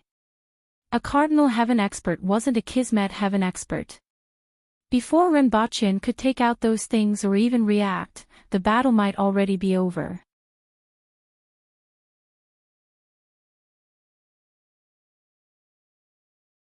Chapter 681. Are you serious? An ominous glint flashed in Tu Hong's eyes. Are you looking down on me by challenging me? An ordinary person challenging me, a Cardinal Heaven expert? Do you think I'm made of clay? Tong Jingya and Tu Wan's expressions changed slightly. Renbochin was too bold. He actually challenged a Cardinal Heaven expert to a duel. Was he really that confident in his stuff? Yes, but I don't want to fight anymore. It's not suitable for me. The simplest one is that you win as long as you can catch me. How about that? However, you have to hang a piece of iron on your body first. Renbochin smiled and said meaningfully. How heavy can a piece of iron be? Are you trying to use this to slow me down? Tu Hong sneered. It's just a piece of iron. If you can catch me, then you win. Otherwise, you lose. Renbochin said. I promise you. What do you want to bet on? Tu Hong glanced at the Empress, but she didn't respond. Since the Empress wasn't going to step forward, he would let the other party know what the words, Cardinal Heaven, meant. The little things that he relied on were completely vulnerable in the face of real strength. I'm not betting on anything. Let's just fight for the victory, Renbochin said faintly. Are you afraid of losing? Tu Hong sneered. I'm afraid that your family won't be able to survive if you lose. Renbochin chuckled. Apart from some land and some gold and silver from looting the Han nation and the Yun nation, what else did the Aboriginal officials have? Renbochin wasn't looking down on them, but they were really poor. They couldn't even compare to a rich merchant, let alone the aristocratic officials of Great Xia and the Yun nation. Do you think I will lose? Tu Hong bent down slightly and stared at Renbochin. In any case, I don't think you will win. Renbochin spread out his hands and looked down at his palms. I have calculated with my fingers that an auspicious day will be in 3 days. As for the location, let's still do it here. The time limit for the competition is 30 minutes. If you can't even touch the corner of my clothes in this arena, then there's no point in continuing, Renbochin said. I don't need 30 minutes, just 30 minutes. Tu Hong raised his hands, spread his fingers, and then clenched them into fists. At that moment, Renbochin seemed to have heard the sound of air exploding. 10 breaths is enough. Tu Hong repeated fiercely. Let's wait and see. See you in 3 days. Renbochin smiled. He stretched out his palm and pressed it on his temple before swinging it forward. This was an irregular Huaxia military salute. Although the surrounding people didn't know what it meant, the students of the academy felt that it was very cool. On the way back to the city with the Empress suddenly said, even though the technology in your world is very advanced, I still feel that individual strength is the most important. It should be said that they are all very important. How could I not know the value of personal strength? It was just that they all focused on that one point, and treated their personal strength as everything. I just want to show them that other things can also be powerful. What are your plans? The Empress asked. She didn't think that Renbochin was going to lose to his opponent. You're not going to use poison or stink bombs, are you? Poison aside, although the stink bomb was disgusting, that was all it was. If the same level of strength was used all of a sudden, it could indeed disturb the opponent, throw them into confusion, and then take the opportunity to win. If the difference between the two sides is too great, it would be useless, the Empress said. How can that be? It's not like I don't know the strength of a Cardinal Heaven expert. Even though I don't understand it very clearly, I have a general idea of the situation. A Spirit Will expert's strength was about 3,000 kilograms, and an Aboriginal Cardinal Heaven expert's strength was at least 4,000 kilograms. Of course, the bigger problem was speed. For a Cardinal Heaven expert, they could reach a speed of 100 meters in 1 second, so fast that ordinary people couldn't even react. I'm very clear about this. Renbochin looked at the Empress and smiled. Are you going to use poison? The Empress asked first. Of course not. That would lose the fun. Renbochin looked at the confused Empress and laughed. I think it will be very interesting. Your Majesty, do you want to make a bet with me? The Empress leaned against the animal skin and adjusted her posture to make herself more comfortable. She then revealed a languid expression and asked, What do you want to bet with me? Your Majesty, how about wearing a bikini? As soon as Renbochin said this, he felt a chill from the Empress. Since it's a bet, shouldn't it be bigger?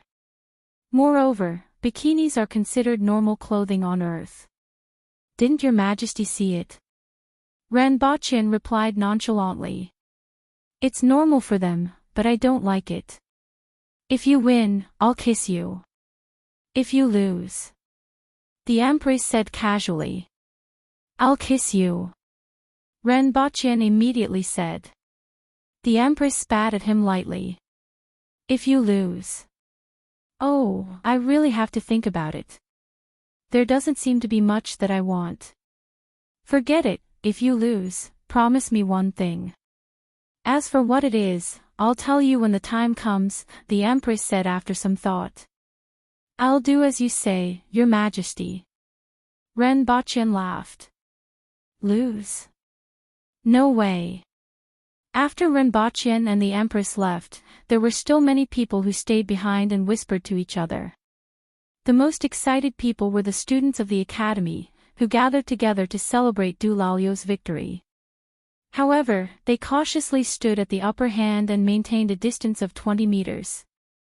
Well done, I finally have a whole new level of respect for you today. I didn't expect you to actually win. I'm a little surprised. Skipping levels, this is skipping levels, and you actually beat 2U. Haha. One had to know that Dulalio's competition wasn't as simple as him winning or losing. Instead, it gave hope to those students who were considered trash in the academy.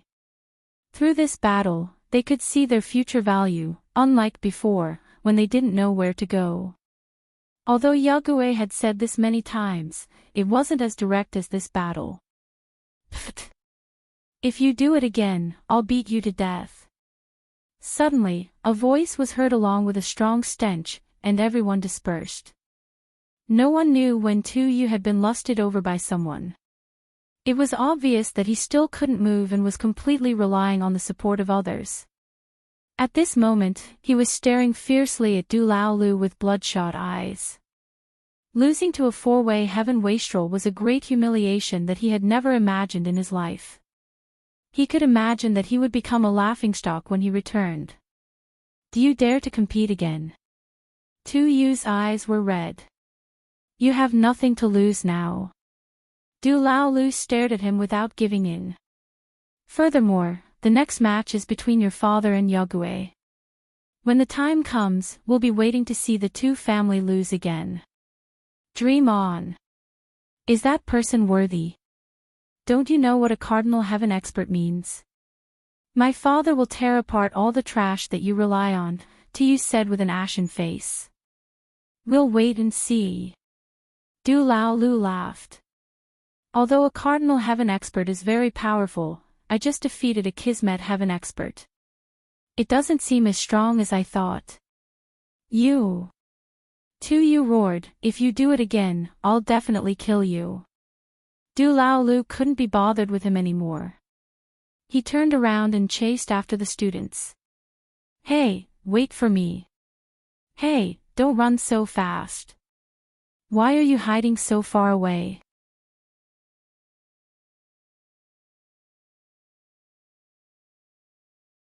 Chapter 682. As everyone returned to the city, the news of Du Laolu defeating 2U with his four-way heaven strength, as well as the duel between Renbaqian and Tu Hong, spread to the ears of the officials in Lan City. Like a stone thrown into a calm lake, it set off a ripple. A four-way heaven defeating a Kismet heaven was something that had not happened in many years. It was already shocking enough.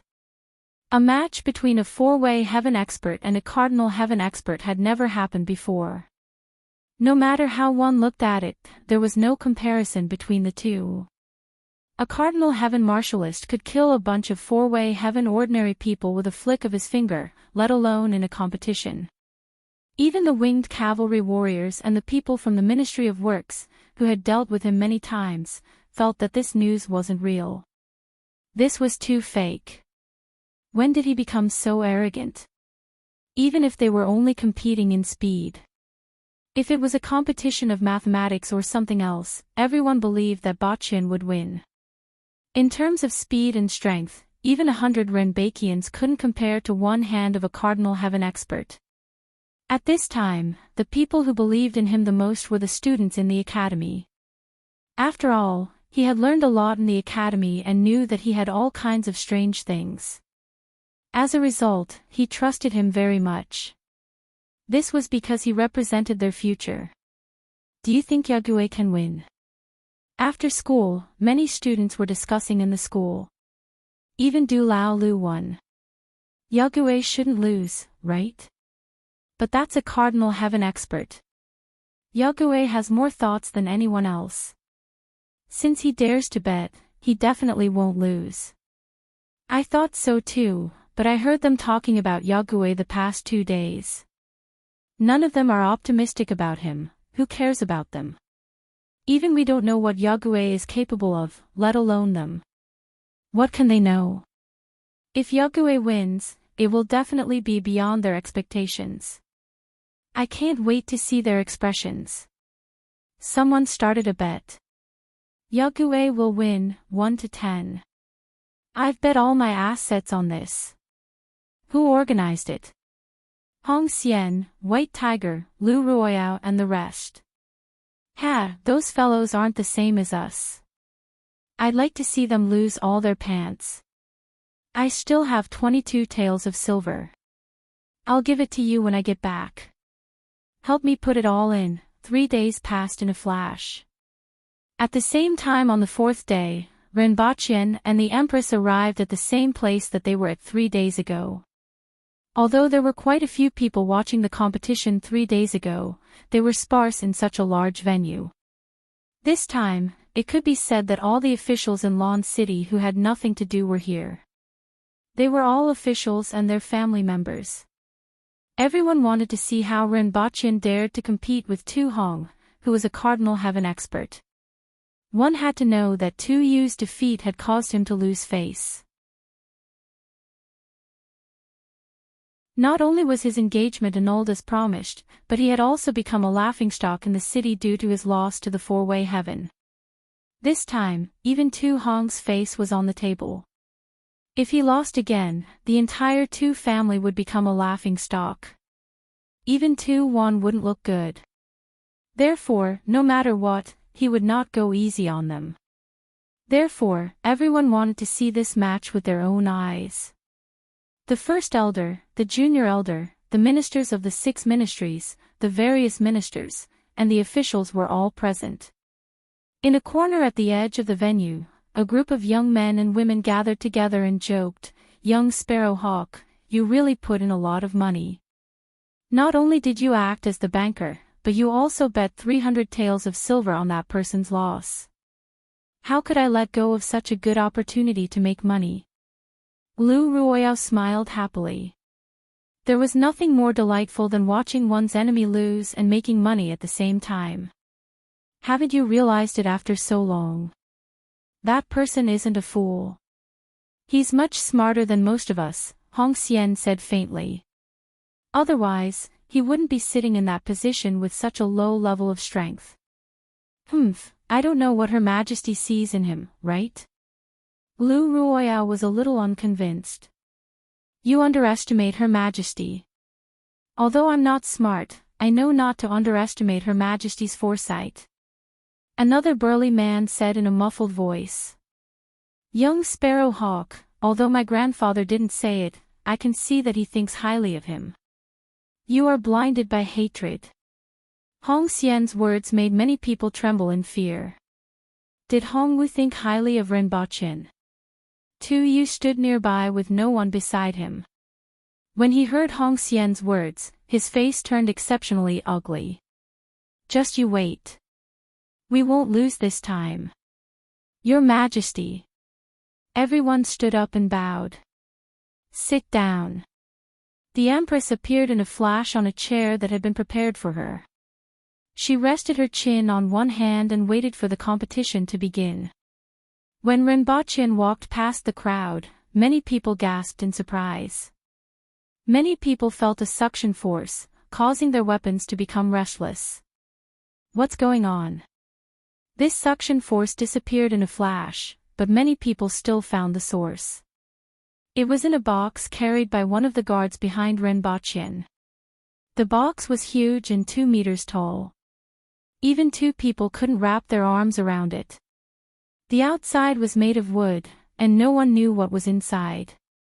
It seemed to be something that Renbaqian had prepared for this competition. As the guard entered the arena, everyone felt the suction force disappear.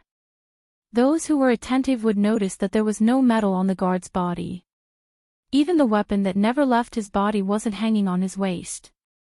Tu Hong was already waiting in the arena. When Renbaqian was 10 meters away from him, he said, "As I said before, you have to put a piece of metal on your body." Of course, I will also put a piece of metal on my body.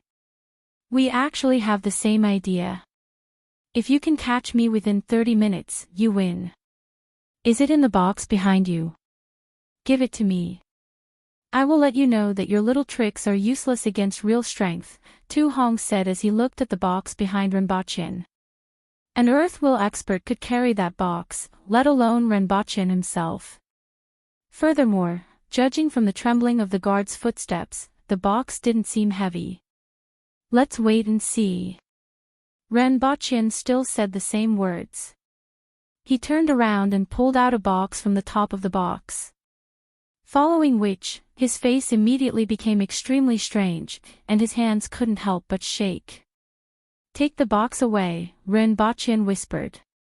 The guard quickly took the box away, and Renbochin's face gradually relaxed as he wiped the sweat off his forehead. After placing the box on the ground, Renbochin took out a metal hoop that was only slightly thicker than a person's waist. However, it was as thick as an arm and seemed to only weigh about 50 kilograms. This is it. Put it on your waist. Renbochin walked slowly to Tu Hong with the box in his hand. Tu Hong was a little puzzled as this thing was really too small. He originally thought that Renbochin was using a heavy object to slow down his movements, but how big was this thing? Only a few kilograms. Furthermore, when he took it, he realized that it was lighter than he expected. It was at most 10 kilograms. If it leaves your body, you lose, Renbochin said again. Humph, Tu Hong snorted coldly as he took the hoop and put it from his feet to his waist. It was slightly big, but there were some airbags inside the hoop. Renbochin stretched out his hand and the airbags filled the gap. The hoop was like a belt that was securely fastened to his waist. All right, before you lose, do you have anything else to say? Renbochin asked with a relaxed smile on his face when he saw that he had put on the bracelet. Me? Lose? Ha, ha ha ha ha ha. Tu Hong suddenly burst into laughter when he heard Renbochin's words. You actually said that I will lose. I can't wait any longer. After laughing, Tu Hong lowered his head slightly and stared fiercely at Renbochin. He grinned and revealed his snow-white teeth like a wild beast. I can't wait to let you know that the thing you rely on is so weak and shatter that inexplicable self-confidence of yours. I will let you know what true strength is.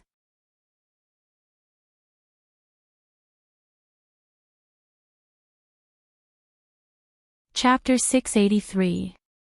Renbochin took out another box from the bottom of the box. Inside the box were 2 dark-colored belts and a battery. This belt was an electromagnet. For safety reasons, Tu Hong wore a ring made of strong magnets while Renbochin wore 2 belts made of electromagnets. After the 2 belts were electrified, one of them repelled the strong magnetic ring on Tu Hong's body, while the other one attracted each other. In fact, the most frightening thing about this competition was that the repulsive and attractive magnetic fields would change due to the difference in height. For example, if Tu Hong jumped above Renbochin's head, Renbochin could adjust his posture and switch belts in the opposite direction. At the same time, 2 wires were connected to the belts. They were 2 remote controls, and the left and right hands each controlled the opening and closing of a circuit. After getting everything ready, Renbochin turned on the electric current of the repulsive magnetic belt, turned to look at the Empress, raised his right fist, and gave her a thumbs up. Begin. Xian just stepped forward, and her cold voice spread throughout the arena. Tu Hong took 3 steps forward unhurriedly. When he took the 3rd step, Renbochin felt as if the air was squeezing forward and forcing him to take a step back. At this time, the distance between the two was still 10 meters. This was the repulsive effect of the electric current at its maximum. However, in the eyes of others, it seemed as if Renbochin was oppressed by Tu Hong's imposing manner and subconsciously took a step back. Tu Hong stopped and gave Renbochin a ferocious smile. Aren't you going to take this opportunity to escape? I've said that I only need 10 breaths to catch you. If you don't escape, I won't even need 10 breaths. At this distance, I can catch you with just one hand. Renbochin put one hand behind his back, straightened his back, and tried his best to pose like a grandmaster. He stretched out his other hand and beckoned Tu Hong, come. Tu Hong was a little puzzled. Where did his confidence come from? He was standing so close to Renbachien and didn't have any other equipment on his body. What gave him the confidence to do so? Although he was puzzled, it didn't affect his movements at all. He stomped on the ground, and a fist-sized pit was blasted open. In an instant, he rushed out at an extremely high speed. In the eyes of those who were weaker, it seemed as if he had disappeared. However, he wasn't the only one who disappeared. Renbachien also disappeared at the same time. At the moment when Tu Hong rushed over, Renbachien flew backward like a baseball that had been hit. In a flash, Tu Hong appeared at the place where Renbachien had been standing. Renbachien was sent flying more than 30 meters away and only managed to stabilize himself after taking a few steps back. The crowd in the distance burst into an uproar. How is this possible? How can he be so fast? His speed is about the same as Lord Tu's. Tu Hong looked at him, took a deep breath, and said, "I didn't expect you to be able to do it so quickly. But this is as far as you can go. How many times can you use this speed?" As for the repulsive force that landed on his body when he knocked Renbachien away, he almost didn't feel it at all. That was close, I almost fell. Fortunately, I'm considered a manual expert now. It would be embarrassing if I fell if I suddenly lost my balance and was sent flying so far away, Renbachien thought to himself. Then, he straightened his body, put one hand behind his back, and walked a few steps around Tu Hong with the demeanor of a grandmaster. Then, he stood still and waved at Tu Hong. "Come. Let's see how many times you can dodge." Tu Hong shouted coldly. The soil under his feet exploded again, and he instantly crossed more than 30 meters and appeared at the place where Renbachien was standing. However, in the eyes of everyone, Renbachien's speed wasn't inferior at all. He retreated more than 10 meters at almost the same speed as Tu Hong, but this time, he was in a more difficult situation and almost fell to the ground. He flipped backward and took a few steps back before stabilizing himself. I want to see whether you retreat faster or I chase faster." Tu Hong laughed and gave chase again. However, Renbachien appeared more than 10 meters away at the same time. Tu Hong didn't stop and rushed out again the moment he landed. Renbachien was sent flying again. One of them chased while the other retreated. In the blink of an eye, they had retreated more than 200 meters. Tu Hong stood on the ground with an ominous glint in his eyes. It was obvious that Renbachien was in such a difficult situation that he couldn't even stand steadily, but the moment he chased after him, he would retreat again as if he wasn't affected at all. He even chased after Renbachien before he landed the last 2 times. However, Renbachien actually retreated more than 10 meters in the air. How was this possible? "I have a whole new level of respect for Yague," Tong Lan exclaimed as she took out a lollipop from somewhere and put it in her mouth. This lollipop was given to her by the Empress when she entered the palace, but she couldn't bear to eat it. Well, there were many people around today, so she could eat it. He's indeed powerful, especially when he lost his balance in the air and suddenly retreated. I can't tell how he did it. Even a Cardinal Heaven expert can't do such a thing. Shurgan was also full of admiration. Not only them, but the people around them also exclaimed in admiration. Under such circumstances, even a Cardinal Heaven expert of the same level couldn't do better than Renbachien. When one lost their balance in the air, even a Cardinal Heaven expert would find it difficult to exert force and would need to adjust their body. However, Renbachien rolled in the air and suddenly retreated. This simply refreshed everyone's understanding. Not to mention, the most important point was that Renbachien had been retreating toward Tu Hong from the beginning to the end. "I don't believe that I can't catch you," Tu Hong growled in a low voice. Renbachien's buttocks bounced up after landing as if he was skipping on water. He was actually standing very steadily and didn't let anyone see how miserable he was. He was obviously panicking when he was in the air just now. After stabilizing himself, Renbochin saw that Tu Hong was about to charge at him again and suddenly stopped him. Wait a minute. What? Tu Hong asked coldly. The sunlight is very dazzling from this angle. Renbochin placed his hand on his forehead and looked up at the sky. Tu Hong's face immediately turned black. I'll change my direction. Renbochin circled around Tu Hong and was quite satisfied with his back facing the sunlight. He was even more satisfied that he could finally change his angle and wouldn't be pushed against the city wall. In fact, the magnetic field was curved. As long as he could adjust his angle in time, he could be squeezed away like a ball instead of being sent flying in a straight line. However, the other party was too fast. Other than changing his direction for the first time, he didn't have the opportunity to adjust his angle again. Alright, come on. Renbochin straightened his body again and waved his hand. Humph. At this point in time, Tu Hong didn't mention about the 10 breaths that he had mentioned just now. Including the time that Renbochin had swayed half a circle, 90 seconds had actually passed. However, not only did he not manage to catch the corner of Renbochin's clothes, he didn't even manage to close the distance between them. The closest distance between them was 40 steps at the start. How could Tu Hong accept this? The next moment, he suddenly jumped toward Renbochin's head. Renbochin only felt a repulsive force that pushed him backward and almost made him tumble. Then, that repulsive force turned into a suction force, and Tu Hong, who was in the air, and Renbochin, who was on the ground, were actually sucked toward each other. Tu Hong stretched out his palm in the air and grabbed Renbochin. In addition, Renbochin was pulled into the air by the magnetic force and couldn't resist at all. It was as if he was being sucked toward Tu Hong's palm. What kind of technique is this?